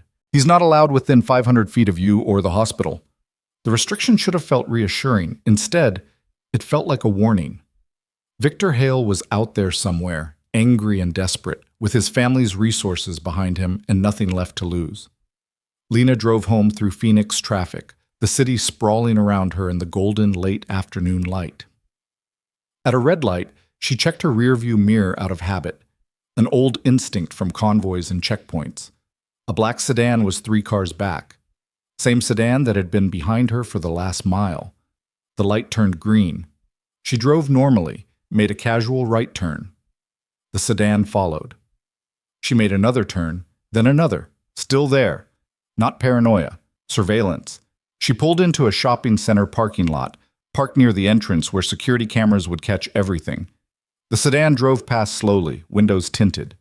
She couldn't see the driver. The car continued to the end of the lot, turned around, left. Lena sat with her hands on the steering wheel, breathing steady. She pulled out her phone, called Torres. Cross, what's wrong? I was just followed. Black sedan, tinted windows, Arizona plates. She rattled off the partial plate numbers she'd memorized. Could be nothing. It's not nothing. I'll have someone check it out. Where are you now? Parking lot. 40th Street and Indian School. Stay there. I'm sending a unit. 10 minutes later, a Phoenix PD cruiser pulled up. The officer took her statement, the plate number, filed a report. We'll increase patrols in your neighborhood, he said. You see that car again? Call 911 immediately. Understood. By the time she got home, dusk had settled over the city. Her apartment building felt exposed, vulnerable. She parked in her assigned spot, scanned the lot. No black sedan, no suspicious vehicles, just the normal collection of residents' cars. Inside her apartment, she locked the door, checked the windows. Everything secure. She made dinner, scrambled eggs and toast, eating standing at the counter, and tried to shake the feeling of being watched. Her phone rang. Colonel Reyes. Captain Ortega said he texted you, wanted to follow up personally. Sir, I'm in the middle of something complicated here. I know. I've been following the news. Federal case against the Hales. Civil lawsuit against you. You're in a fight. It's under control. Is it? His voice was gentle but firm. Lena, I've known you for 8 years. I know when you're in over your head. You're trying to handle this alone. That's not how we operate. I'm not in the military anymore. No, but you're still one of us. And we don't leave our people hanging. He paused. I made some calls. Talked to the JAG office, to some contacts at DOD. If Hale's lawyer tries to subpoena your classified records, we can block it on national security grounds. They won't get access. Relief flooded through her, unexpected and overwhelming. Thank you. Don't thank me yet. This offer for the team, it's not charity. We need you. But more than that, I think you need us. You're fighting a battle out there by yourself. Come back to a team, people who understand you, people who'll have your back. I need time to think. You have until Friday. After that, I need to fill the slot. His voice softened. Whatever you decide, you're going to be okay. You're one of the strongest people I know. Don't forget that. After he hung up, Lena sat in the gathering darkness of her apartment. She thought about Captain Ortega's steady professionalism, General Ashford's intervention, the team being assembled at Fort Sam Houston, people who spoke her language, who understood the weight of responsibility, who wouldn't need her to explain why she couldn't walk away when lives were at stake. But she also thought about Sarah's gratitude, Margaret's fierce loyalty, the changes being implemented at Ironcliff because she'd refused to stay quiet, the patients she'd saved and the ones she still could save. 2 paths, both valid, both pulling at her. Her phone buzzed with an email notification. Subject line, urgent, deposition scheduled. She opened it. The lawsuit deposition was set for Monday morning, same day as the training start date in San Antonio.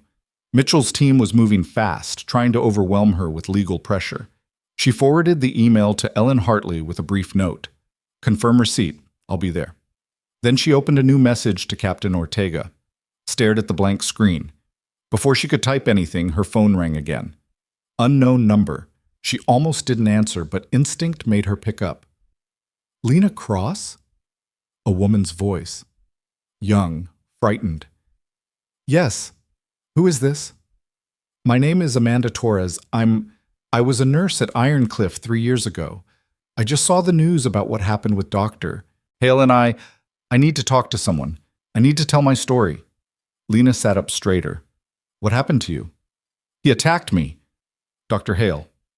In the supply room. He grabbed me, tried to... Her voice broke. I reported it. I went to HR. I filed a complaint, and they fired me. Said I was making false accusations. They gave me a severance package and made me sign an NDA. And I did it because I needed the money, and I was scared and I didn't think anyone would believe me. But you're calling now. Because you proved they were lying. You proved he's dangerous, and I can't stay quiet anymore. Amanda's voice steadied. I want to testify. Against Hale. Against the hospital. I don't care about the NDA. They can sue me. I don't care anymore. You need to call Agent Torres, FBI. Lena gave her the number. Tell him everything. He'll protect you. I will, but I wanted to tell you first because if you hadn't stood up to Hale, I would have stayed silent forever. You gave me courage. The call ended. Lena sat holding her phone, processing what Amanda had said. Another victim, more evidence. The scope of the conspiracy expanding with each revelation. Her phone rang immediately. Torres. I just got a call from Amanda Torres. No relation, he said. She's coming in tomorrow to give a statement. Says you referred her. She called me first. This is big, Cross. If her NDA was coerced as part of a cover-up, that's obstruction. And if there are more victims like her, and I'm betting there are, this case just got a lot stronger. Good. But it also means you're going to be under more scrutiny. Mitchell will argue you're coordinating witnesses, manufacturing evidence.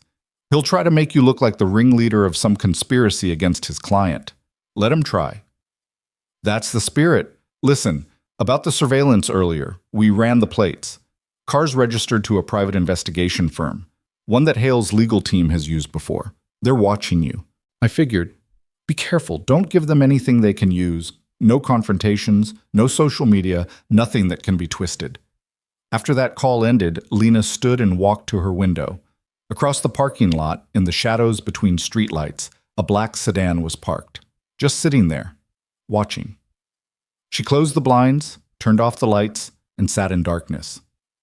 This was escalating faster than she'd anticipated. The lawsuit, the surveillance, new victims coming forward. Mitchell and the Hales were fighting like cornered animals because they were cornered animals, desperate and dangerous. Her phone lit up with another text. Sarah. Just heard about the lawsuit. 15 million? That's insane. The whole ER staff is talking about starting a legal defense fund for you. We want to help. Then Margaret.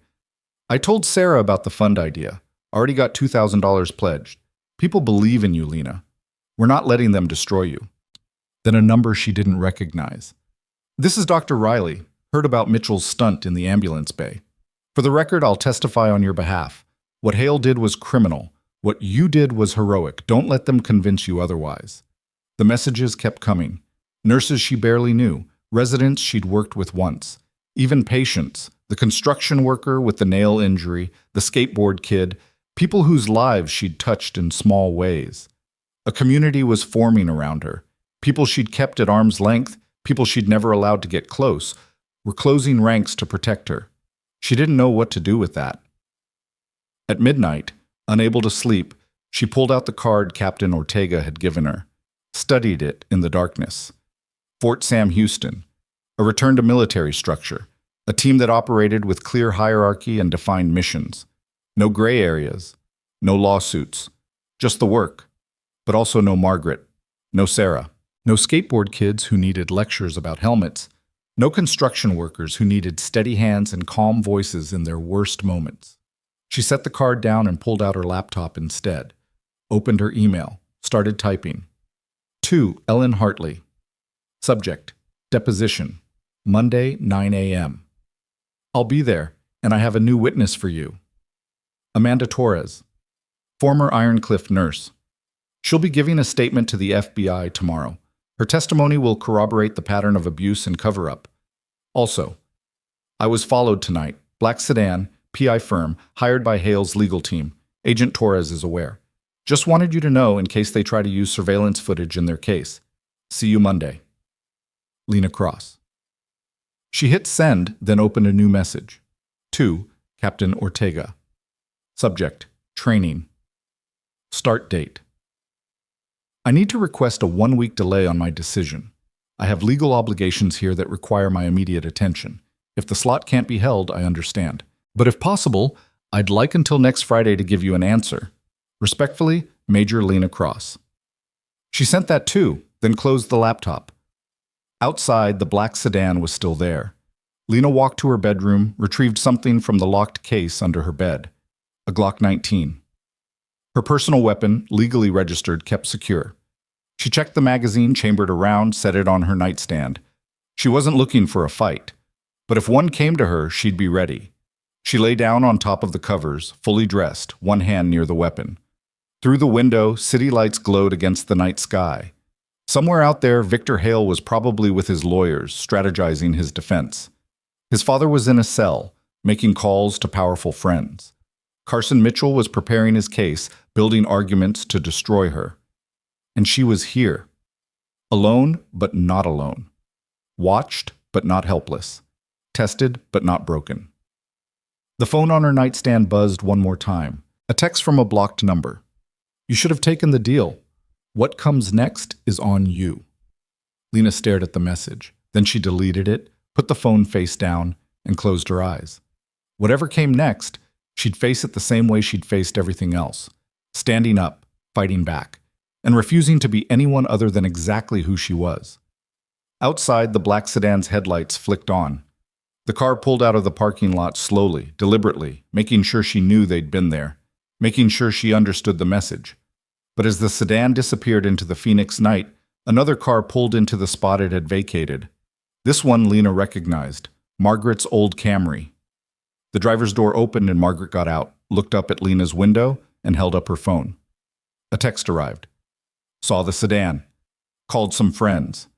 We're taking shifts watching your place until this blows over. You're not alone in this. Before Lena could respond, another car arrived. Then another. Sarah's Prius. Dr. Riley's truck.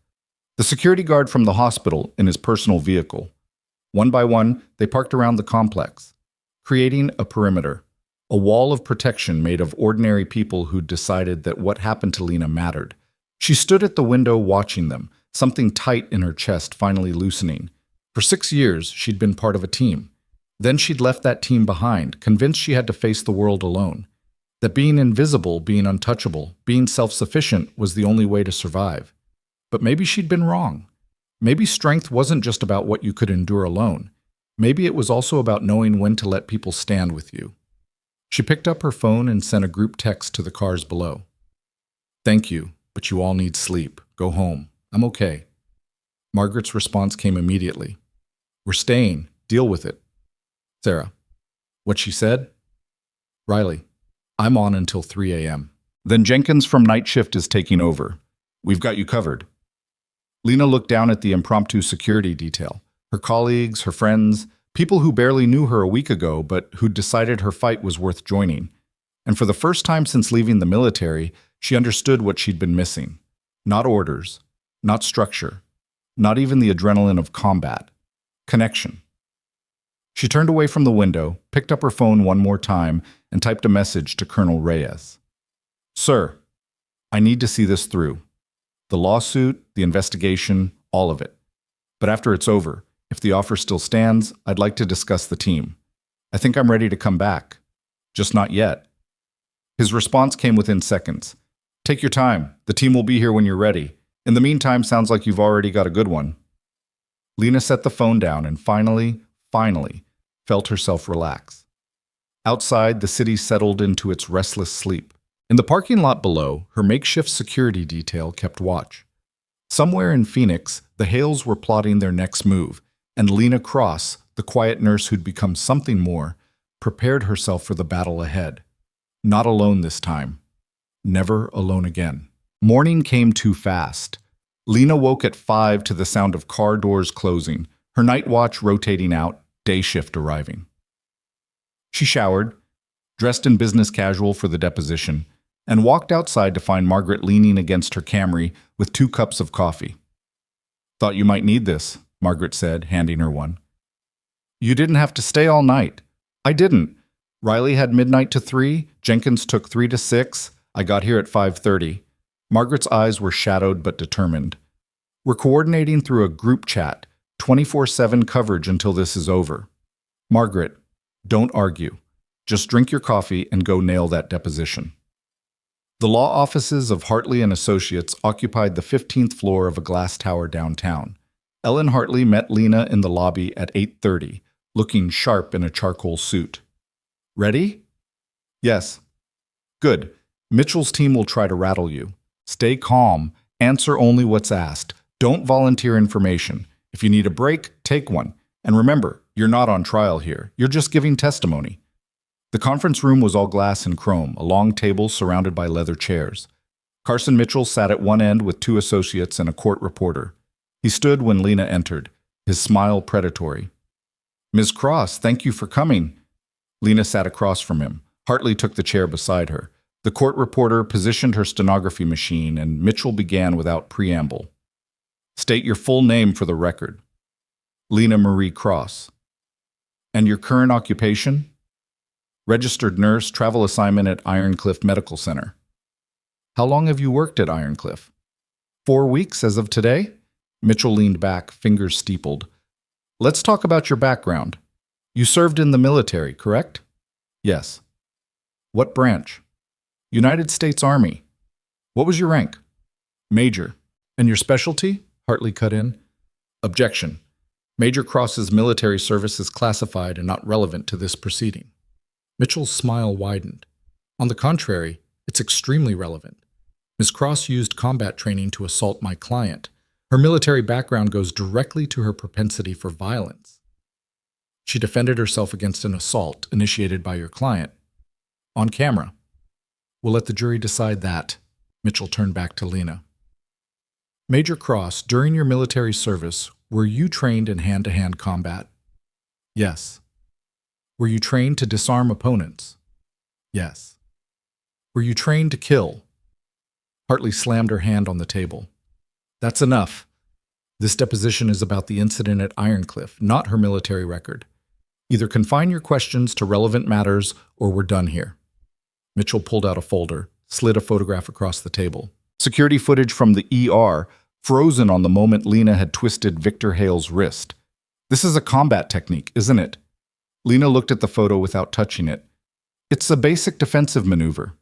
One that you learned in military training. One that anyone can learn in a basic self-defense class. But you didn't learn it in a basic self-defense class, did you? You learned it in special operations training. You were part of an elite combat unit." "I was a combat medic." "Don't play semantics with me, Major. You were embedded with special operations forces. You participated in classified missions in hostile territories. You've been in firefights. You've treated casualties under enemy fire. You're a trained warrior." Lena held his gaze. "I'm a trained medic. My job was saving lives, not taking them." "But you were trained to take them if necessary." "Everyone in a combat zone is trained to defend themselves." Mitchell leaned forward. "So when Dr. Hale grabbed your wrist, you instinctively responded with combat training. You could have stepped back. You could have called for help. Instead, you used potentially lethal force on a civilian physician." "I used minimal force to break his grip. He wasn't injured." "Only because you showed restraint.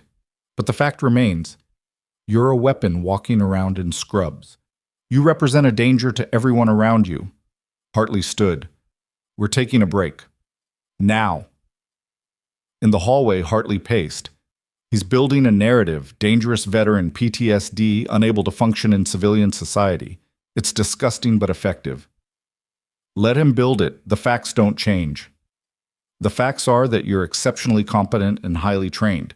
He's going to twist that into something sinister. Hartley stopped pacing. "We need to flip this. Make your training an asset, not a liability. You didn't assault Hale. You defended yourself with exactly the right amount of force. Most people would have panicked, maybe seriously hurt him. You controlled the situation perfectly. Will a jury see it that way? If we pick the right jury and present the right evidence, yes." Hartley checked her watch. "I've got Amanda Torres coming in this afternoon to give her statement to the FBI. And I just heard from 2 more former employees. Both nurses. Both with stories about Hale. The pattern is becoming undeniable." They went back inside. Mitchell continued his assault for another 3 hours, probing every detail of the incident, questioning her judgment, her motives, her character. Lena answered each question with calm precision, never losing her composure, never taking the bait. Finally, Mitchell sat back. "Last question. Do you regret what you did?" "Which part?" "Assaulting my client." "I didn't assault him. I defended myself and saved a patient's life, so no. I don't regret either of those things." Mitchell's smile was thin. "Thank you, Ms. Cross. That's all for today. Outside, the Phoenix heat hit like a physical blow. Lena stood on the sidewalk, loosening her collar, feeling the tension of 3 hours drain away. Hartley joined her. You did well. Better than well. You were credible, consistent, unshakable. He's still going to paint me as dangerous. Let him try. We've got the truth on our side. Hartley's phone buzzed. She checked it, and her expression changed. The FBI just arrested 3 more people, hospital board members. They found evidence of systematic fraud going back a decade. This is getting bigger. Lena's phone rang. Torres. Turn on the news, he said without preamble. She pulled up a news app on her phone. The headline made her breath catch. Phoenix medical corruption scandal expands. 8 former employees come forward with abuse allegations against Dr. Victor Hale. The article detailed Amanda Torres' statement. 2 other women had come forward in the hours since, both with stories of harassment and assault. Both had been silenced with NDAs and severance packages. Both were now cooperating with federal investigators. It's a stampede, Torres said. Once Amanda spoke up, it gave others courage. We've got investigators reviewing every NDA the hospital issued in the last 10 years. We think there could be a dozen more victims. And Hale? His bail's been revoked. Judge saw the new evidence and decided he's a flight risk. He's back in custody as of an hour ago. Lena closed her eyes. What about his father? Still in custody and getting desperate. His attorneys are trying to cut a deal. He'll testify against the board members in exchange for reduced charges. Will you take it? We might not need to. The evidence Jennifer provided is enough to prosecute him without a deal, but it tells me he's scared. The walls are closing in. After the call ended, Lena stood on the sidewalk watching traffic flow past. This morning, she'd walked into a deposition expecting a fight. Now, 6 hours later, the entire case was shifting. The Hales weren't just defending themselves anymore. They were being buried under an avalanche of their own corruption. Her phone buzzed with a text from Sarah. Did you see the news? 8 women. 8! How did this go on so long? Then Margaret. ER staff is talking about organizing a protest, demanding the entire board resign. Want to come speak? Then Dr. Riley. Hospital-wide meeting tomorrow. Administration's going to address the scandal. They're asking if you'll attend. Your presence would mean something. Lena drove back to her apartment in a daze. The makeshift security detail was still there. A different car now, someone she didn't recognize. They waved as she pulled in. She waved back. Inside, she changed into running clothes and went for a run despite the heat. She needed to move, to process, to burn off the adrenaline that had been building all day. She ran through her neighborhood, past strip malls and housing developments, her mind churning through everything that had happened. Victor Hale in custody, his father facing decades in prison, the board dissolving, 8 women finding their voices, changes being implemented across the hospital system. All because she'd refused to stay quiet when it mattered. She ran until her lungs burned and her legs shook, then walked the last mile home. In her apartment, she showered and stood under the water for a long time, letting it wash away the tension. Her phone was ringing when she got out. Unknown number. She almost ignored it, then answered. Lena Cross? A man's voice, older, cultured. My name is Edmund Hale. She went very still. You're not supposed to contact me. I'm calling from my attorney's office. He's recording this for legal compliance. I need to say something. He paused. My son is sick. He has been for a long time. I knew that. I knew he shouldn't be practicing medicine, but I thought I could protect him. I thought if I just managed the situation, kept him on track, everything would be fine. You covered up 8 deaths. I covered up mistakes, accidents, things that happen in medicine. They weren't accidents, they were negligence, and you knew it. His voice cracked. He's my son. What was I supposed to do? Let him fail? Let him be destroyed? You were supposed to get him help. You were supposed to protect his patients, not his career. Silence on the line. Then, I'm calling because my attorney says you're the key witness. If you testify that my son assaulted you first, that the patient would have died without your intervention, it strengthens the prosecution's case substantially. But if you were to reconsider your testimony, Stop. Just hear me out. I can offer you money, real money, $5 million, tax-free, offshore account. No one needs to know. You say you can't remember exactly what happened, that it was chaotic, that maybe you overreacted. Your son grabbed me by the hair and yanked my head back in front of a dozen witnesses, on camera. Those are facts. I'm not changing them for any amount of money. 10 million. No. 20. His voice was desperate now. $20 million. Enough to never work again, to disappear, to start over somewhere else. Just say you can't be certain. Create reasonable doubt. That's all I'm asking. You're asking me to let your son get away with assault and malpractice, to let you get away with covering up deaths. I won't do it. Then you're condemning my family to destruction. Your family did that themselves. Lena's voice was hard. Your son is dangerous. You enabled him. You both deserve whatever consequences come. You self-righteous... He caught himself. You think you're a hero. You think you're special because you saved one patient, but you're just a nurse, a nobody.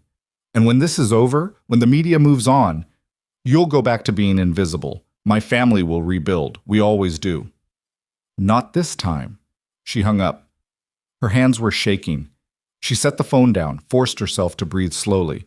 Edmund Hale's desperation was palpable, and desperate men were dangerous. The bribe attempt would be recorded, would become part of the evidence against him. He'd just made his situation exponentially worse, but his threat lingered. My family will rebuild. We always do. People like the Hales didn't accept defeat. They had resources, connections, the kind of generational power that didn't disappear overnight. Even if Edmund and Victor went to prison, there would be appeals, early releases, rehabilitation of their public image.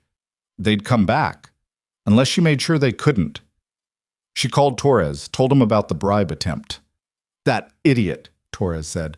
His lawyer's going to kill him. This is witness tampering. We can add it to the charges. He's scared. He should be. The grand jury convenes next week. We're going for RICO charges, racketeering, conspiracy, fraud, obstruction. If we get an indictment, Edmund's looking at 20 to 30 years. Victor's looking at 10 to 15. Will you get it? With the evidence we have? And 8 victims willing to testify? Yeah, we'll get it. The hospital-wide meeting was scheduled for Tuesday afternoon in the main auditorium. Lena arrived early, slipping in through a side entrance to avoid the media still camped outside. The auditorium was filling rapidly. Nurses, doctors, technicians, administrative staff. The energy was volatile, angry, demanding answers. Sarah found her in the back row. You're sitting up front with the victims. I'm not a victim. You're a survivor. There's a difference, and they want you visible. Amanda Torres was already seated in the front row with 2 other women, the nurses who'd come forward. All 3 looked nervous but determined.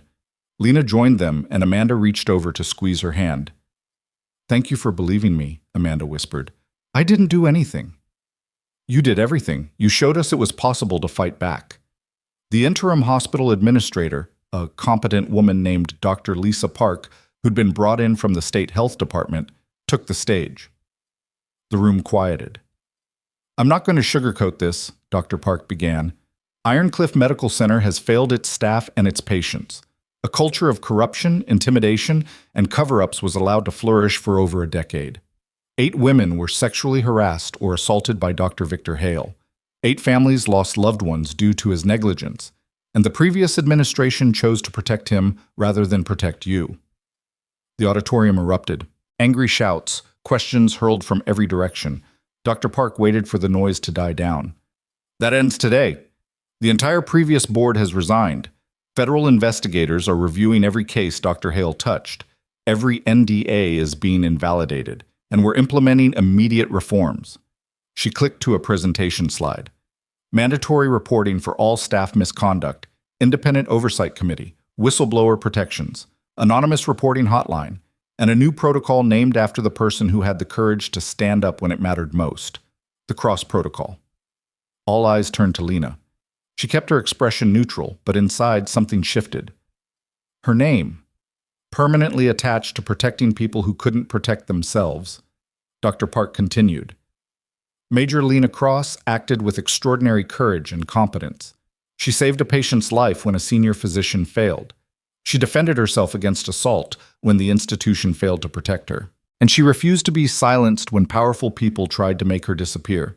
She exemplifies what every healthcare worker should be: competent, ethical, and brave. The auditorium erupted again, but this time with applause. It started in scattered pockets and built into a wave that filled the space. People standing, whistling. Some nurses were crying. Sarah was grinning. Margaret was wiping her eyes. Lena sat very still, overwhelmed. After the meeting, she was surrounded. People wanting to shake her hand, thank her, tell their own stories of being intimidated or silenced. She listened to each one, made mental notes of patterns and problems that needed addressing. Dr. Riley appeared at her elbow. "You've got a visitor, someone from the state medical board." The visitor was waiting in a small conference room, a woman in her 50s with sharp eyes and a no-nonsense demeanor. "Ms. Cross, I'm Dr. Patricia Lynn, president of the Arizona State Medical Board. I wanted to meet you personally." "Regarding what?" "Dr. Victor Hale. We're conducting our own investigation separate from the criminal case. His medical license will be permanently revoked. But we're also looking at the broader system failure, how he was allowed to practice for so long despite multiple complaints. The board covered for him." "We know, and we're going after them too. But I wanted to ask you something." Dr. Lynn leaned forward. "Would you be willing to serve on a statewide committee reviewing hospital oversight protocols? We need people with your perspective, healthcare workers who understand the system from the inside." "I'm a travel nurse. I move every 13 weeks. "Then serve remotely. We meet quarterly. Your voice matters, Ms. Cross. You've already changed one hospital. Help us change the entire state." Before Lena could answer, her phone rang. Hartley. "Turn on Channel 12. Now." Lena found a television in the break room. The news was showing a press conference. Carson Mitchell stood at a podium, looking uncharacteristically subdued. "After careful review of new evidence, we are withdrawing our lawsuit against Ms. Lena Cross. My client, Dr. Victor Hale, has decided not to pursue civil action." A reporter shouted a question. "Is this because of the criminal charges?" Mitchell's jaw tightened. "My client maintains his innocence on all criminal charges. The decision to withdraw the civil suit is based solely on—" Another reporter cut in. "Is it true that 8 women have accused Dr. Hale of sexual assault?" "This press conference is about the civil matter only. We have no comment on the criminal investigation." "What about the bribe attempt? Edmund Hale offered Ms. Cross $20 million to change her testimony. How do you respond?" Mitchell's composure cracked. "That allegation is unsubstantiated, and we have the recording. The FBI released it this morning." The press conference devolved into chaos. Mitchell pushed through the reporters and disappeared into a waiting car. Lena watched in silence. The lawsuit, the thing that had been hanging over her for days, was gone, dissolved, withdrawn because the evidence against Hale was so overwhelming that even his high-powered attorney couldn't spin it. Her phone exploded with messages. "Sarah, he dropped it. They're running scared." Margaret, "Victory, drinks tonight." Torres, "Grand jury indicted. RICO charges for Edmund, assault and malpractice for Victor. This is happening." Hartley, "Call me. We need to discuss next steps." Dr. Riley, "Justice." And one from a number she hadn't heard from in years, her old platoon sergeant from her first deployment. "Saw the news." "That's my medic." "Proud of you, Cross." Semper Fi. She stood in the empty break room, holding her phone, surrounded by the evidence of a battle she'd won without throwing a single punch beyond that first defensive move. The quiet nurse had become something else entirely. A catalyst. A symbol. A force that couldn't be ignored or dismissed. The door opened. Sarah entered, followed by Margaret and a half-dozen other nurses. "Staff dinner's canceled," Sarah said. "We're doing a celebration instead. Marcello's 7 o'clock. You're the guest of honor, whether you like it or not." "I don't need—" "Too bad." "It's happening." Margaret grinned. "Besides, we took up a collection for your legal fund, raised $12,000. Since you don't need it for lawyers anymore, we're using it to buy you the most expensive wine on the menu." "I don't drink wine." "Tonight you do." At 7 o'clock, Lena walked into Marcello's to find 30 people waiting. The entire ER staff, plus some physicians, even a few patients she'd treated. The skateboard kid was there with his mother, the construction worker from her first day, Amanda Torres, and the other 2 women who'd come forward. They'd rearranged the restaurant's private room, set up a head table, decorated with balloons that said hero and justice. Lena stood in the doorway, completely overwhelmed. Sarah pulled her inside. "Don't you dare cry. You'll make us all cry." The dinner was loud, chaotic, joyful. People shared stories about the changes happening at Ironcliff, about feeling safer, about finally believing that speaking up mattered. Amanda stood and gave a tearful speech about courage. Margaret presented Lena with a plaque, the Cross Protocol, first recipient, that she'd had made that afternoon. Dr. Riley stood last. "I've worked in emergency medicine for 28 years. I've seen a lot of nurses, good ones, great ones, but I've never seen anyone like Lena Cross. She didn't just save a patient, she saved this hospital's soul. She reminded us what we're supposed to be." The room erupted in applause. Lena stood, uncertain what to say. "I just did my job." "No," Sarah said quietly. "You did everyone's job. The job the board should have done. The job administration should have done. The job all of us should have done years ago. You didn't look away. Thank you for that." The applause continued. Lena sat down, her throat tight, her eyes burning. She'd spent 6 years in the military learning to be part of a team. Then she'd spent 3 years as a travel nurse learning to be alone. And now, unexpectedly, she'd found a team again. Different from her military unit, but no less powerful. At 9 o'clock, her phone buzzed. Colonel Reyes. She stepped outside to take the call. "Saw the news," he said. "Lawsuit dropped. Criminal indictments. You're all over the media as the nurse who took down a corrupt hospital." "It's dying down." "Is it?" "Because I'm looking at 3 different news networks running your story. You're trending on social media. Someone started a petition to nominate you for a Civilian Medal of Honor." He paused. "You've become a symbol, Lena, whether you wanted to or not. I just want to do my job. I know, but sometimes the job chooses you." His voice softened. "The offer still stands. Fort Sam Houston, the team. But I understand if you need to stay where you are. You've built something there. I haven't decided yet. Take your time. But Lena, whatever you choose, you're going to be okay. You proved that this week." After he hung up, Lena stood in the parking lot watching traffic. Inside the restaurant, her colleagues were laughing, celebrating, believing again in the possibility of justice. She thought about Fort Sam Houston, a return to military precision, to clear hierarchies and defined missions. No media, no lawsuits, just the work. But she also thought about Margaret's fierce loyalty, Sarah's gratitude, Amanda finding courage, the Cross Protocol protecting people she'd never meet, the impact she could have here versus the impact she could have there. Her phone buzzed one more time, a text from an unknown number. "This isn't over. My family doesn't forget. Watch your back. No signature." But Lena knew who it was from. Victor Hale. From his cell. Still threatening, still dangerous. She forwarded the text to Torres, then deleted it. Inside Marcello's, someone was calling her name. Time to go back in. Time to finish the celebration.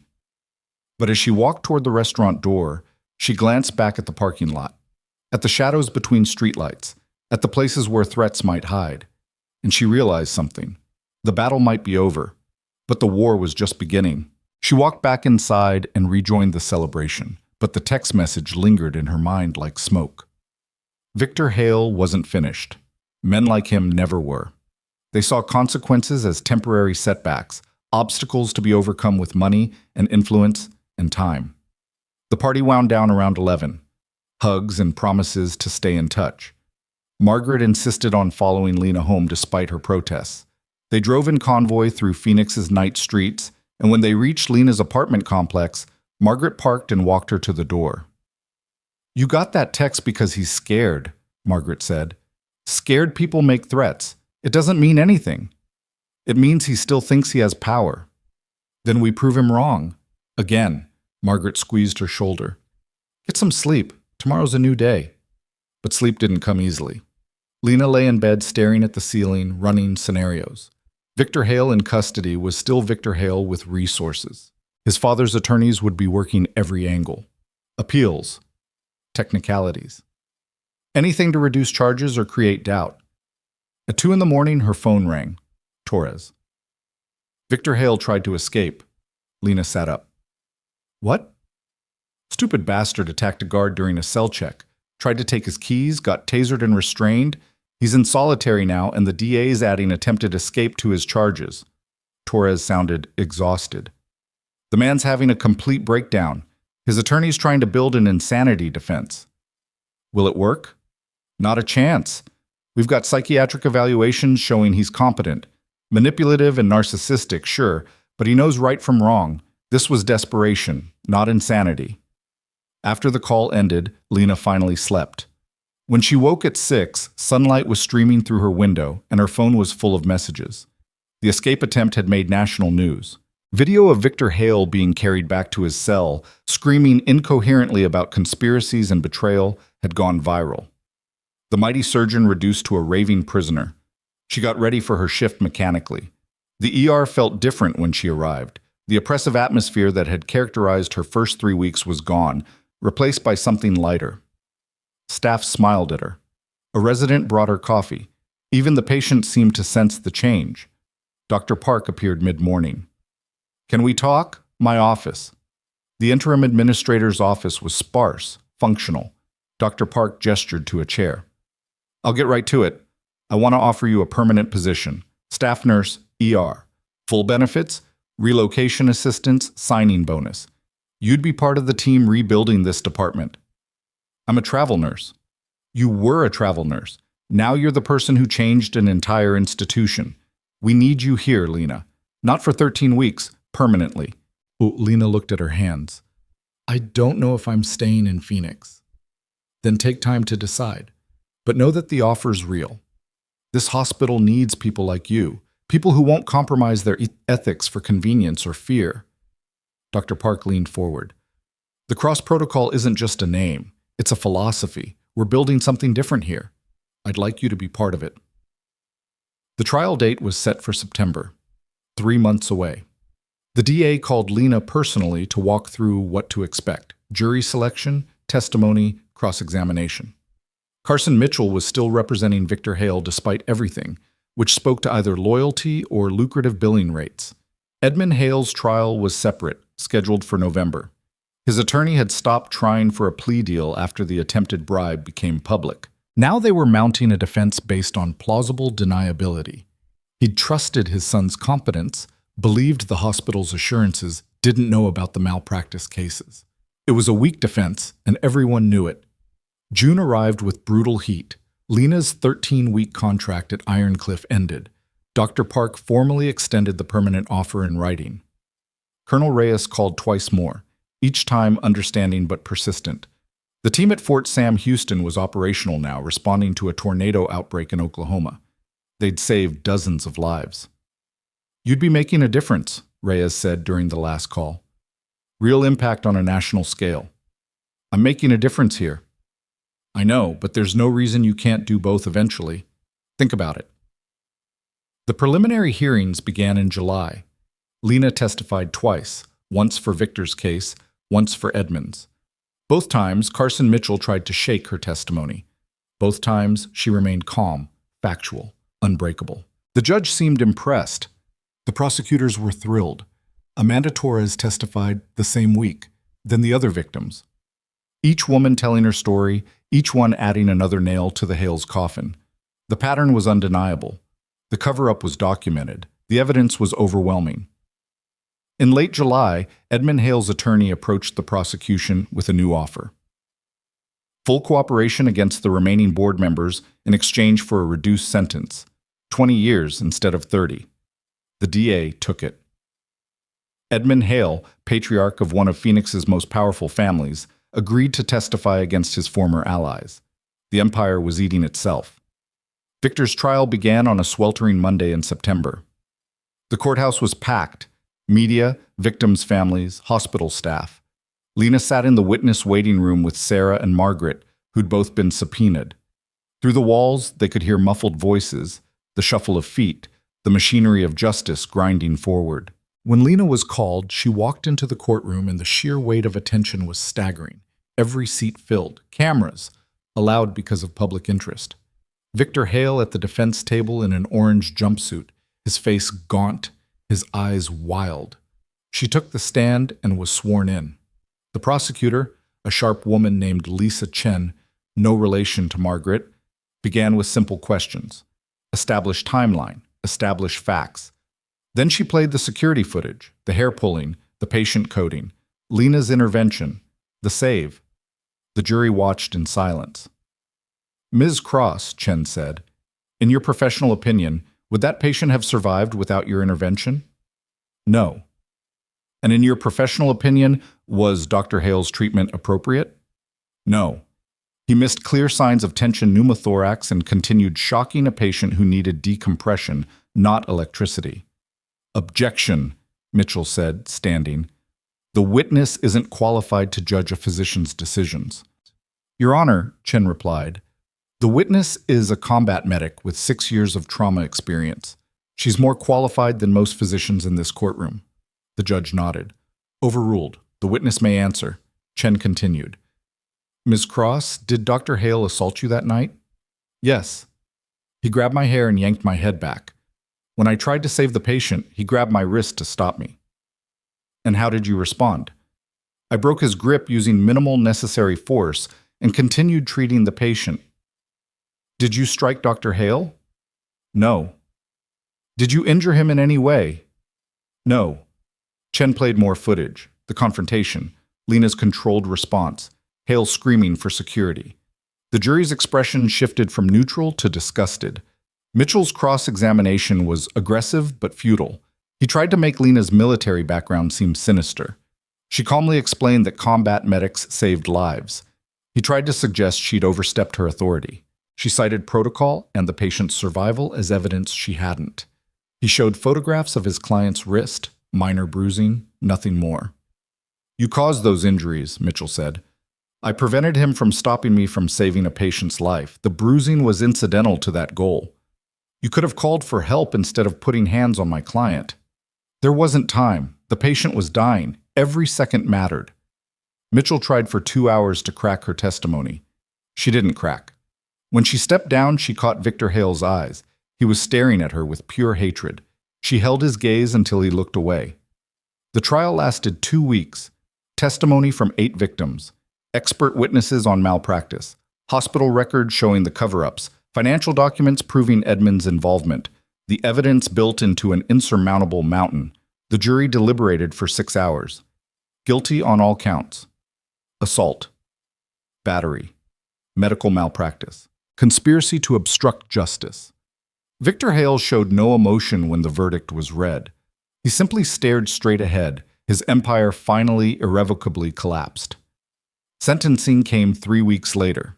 The judge, a stern woman in her 60s who'd clearly had enough of the Hale's arrogance, handed down the maximum, 15 years for Victor. No possibility of parole for the first 7. Edmund Hale, true to his cooperation agreement, received 20 years. He'd be 91 when released. He wept in court. His family didn't attend. The victims hugged each other. Amanda Torres collapsed in tears.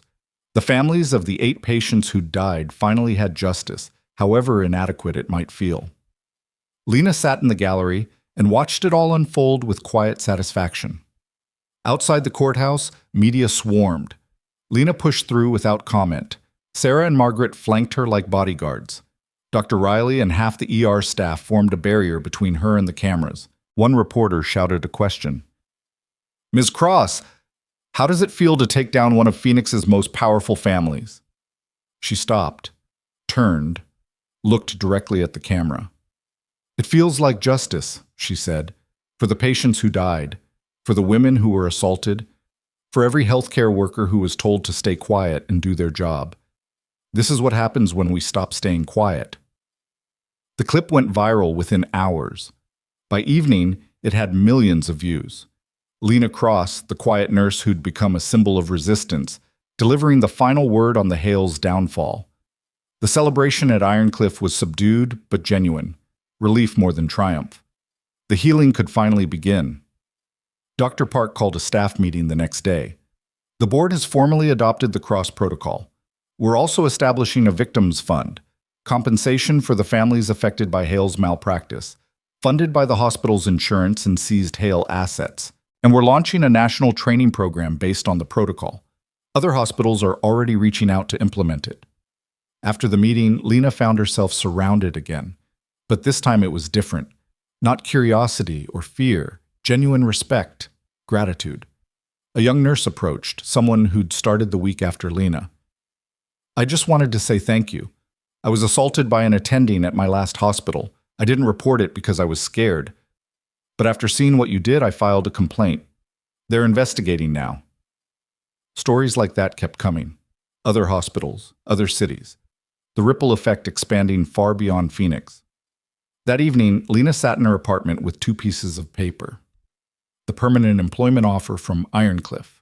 The training schedule from Fort Sam, Houston. 2 futures. Both meaningful. Both pulling at her. Her phone rang. Colonel Reyes. Before you say anything, he said, I want you to know I've been talking to Dr. Park. She's a former Army surgeon. Did you know that? No? We've worked out an arrangement. If you want it, you'd be dual assigned. 6 months at Ironcliff implementing the cross protocol nationally. 6 months with our team doing disaster response. Best of both worlds. Lena sat very still.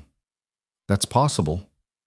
For someone with your qualifications and your impact, we'll make it possible. You'd be major again, full rank, full benefits. But you'd also stay connected to civilian healthcare, train staff, spread what you've built here. Why would the Army agree to that? Because you're more valuable as a bridge between military and civilian medicine than you are exclusively in either world. You've proven you can operate in both. Use it. After he hung up, Lena sat in silence for a long time. The next morning, she walked into Dr. Park's office with her decision. I'll take the permanent position, she said, with modifications. Dr. Park smiled. I'm listening. 6 months here, 6 months with military disaster response. I'd help implement the cross protocol nationally while maintaining my readiness for emergency medical deployment. I'd be a bridge. Colonel Reyes called me, Dr. Park said. I think it's brilliant, and I think you're exactly the person to do it. They shook hands. 3 months later, Lena stood in front of 200 hospital administrators and healthcare workers at a conference in Atlanta. She was in her Army uniform, Major's insignia gleaming, Bronze Star ribbon among her decorations. Behind her, a presentation. The Cross Protocol, empowering healthcare workers to speak up.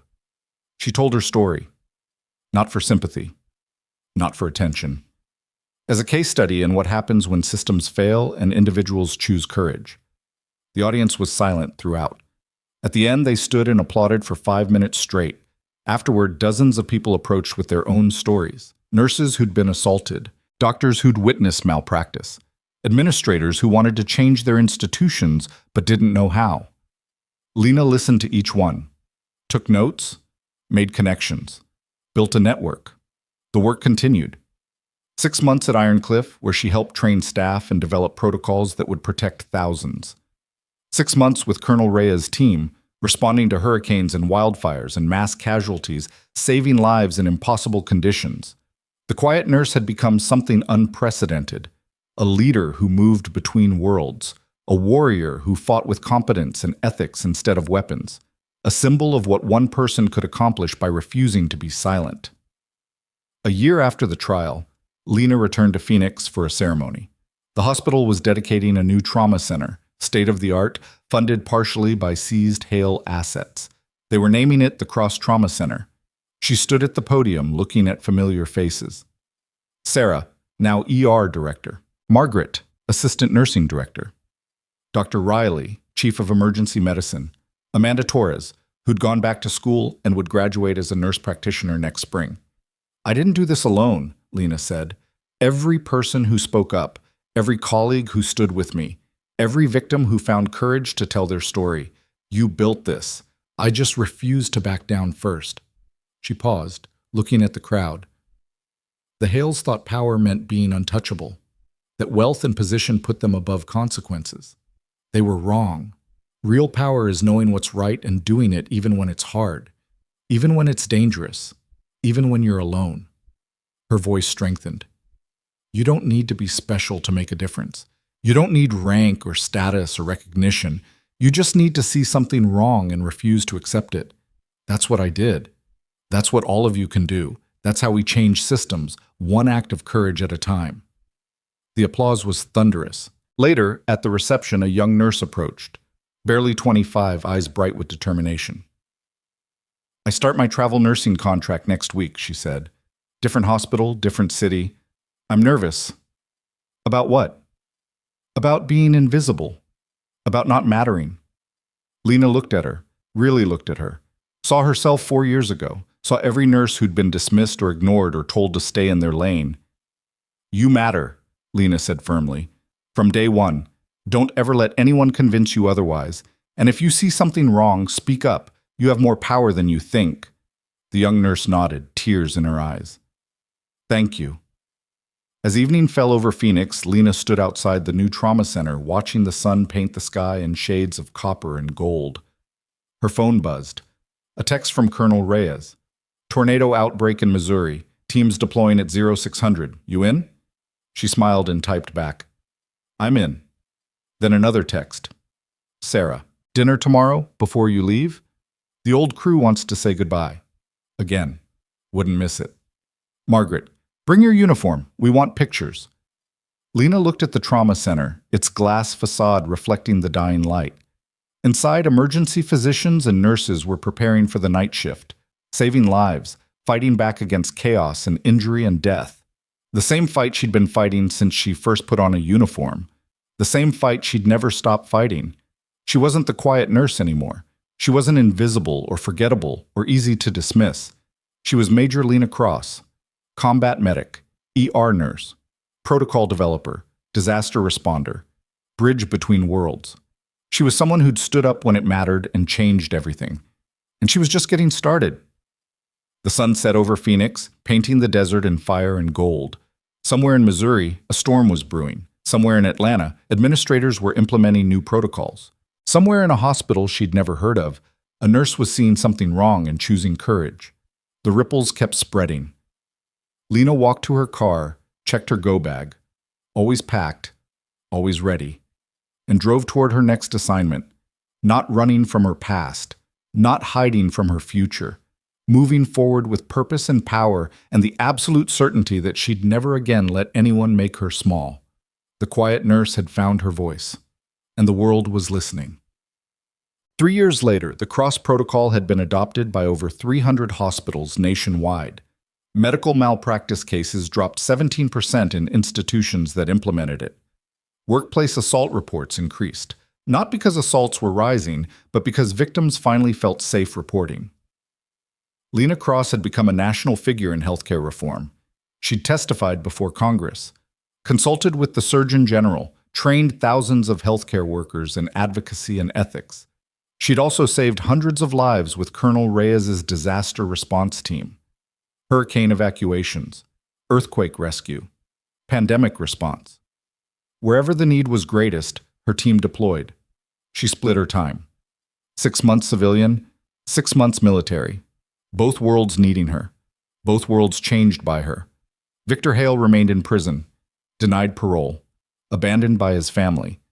A cautionary tale about unchecked power and institutional corruption. Edmund Hale died in custody after 18 months. Heart attack. He was buried in a small ceremony attended only by his daughter Jennifer, who'd built a new life as an advocate for medical transparency. The 8 families who'd lost loved ones to Hale's negligence received compensation and formal apologies. It couldn't bring their loved ones back, but it acknowledged the truth. That mattered. Amanda Torres ran a support group for healthcare workers who'd experienced workplace violence. Sarah had been promoted to regional director. Margaret wrote a book about institutional reform. Dr. Riley retired but consulted on ethics committees nationwide. They all stayed in touch, and a network of people who'd witnessed courage and been changed by it. On the 5th anniversary of the incident, Lena returned to Iron Cliff for a symposium on healthcare ethics. She stood in the same ER where it had all begun, Renovated now, modern, safer, and remembered the quiet nurse who'd walked in 5 years ago expecting 13 weeks of invisible work. That woman was gone, transformed by fire into something stronger, clearer, unbreakable.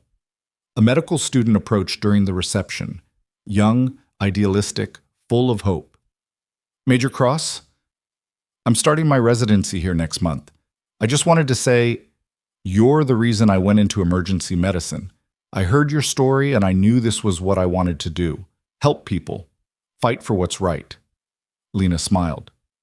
Then do it. And when someone tries to stop you, don't back down. I won't, the student said. Because of you, I won't. After everyone left, Lena stood alone in the empty ER. The same space where Victor Hale had grabbed her hair, where she'd saved a dying patient, where she'd made the choice that changed everything. She touched the wall where a plaque hung, the cross protocol, protecting those who protect others.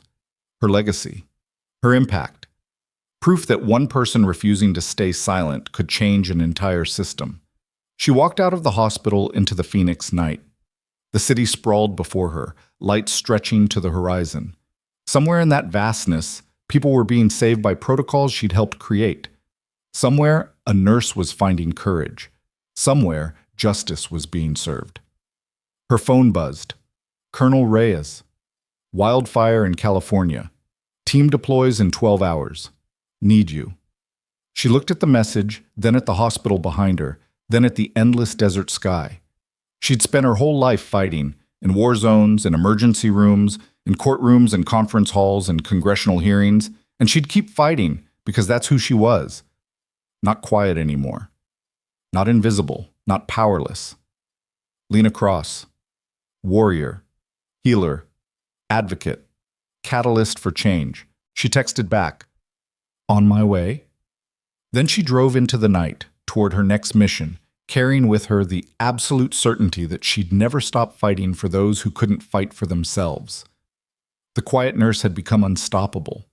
And her story, the story of one woman refusing to be silenced, would echo through hospitals and lives and systems for generations to come. Justice had been served. Lives had been saved. Change had been created. The work continued. And Lena Cross, who'd once been dismissed as nobody, had proved that nobody could change the world. One act of courage at a time.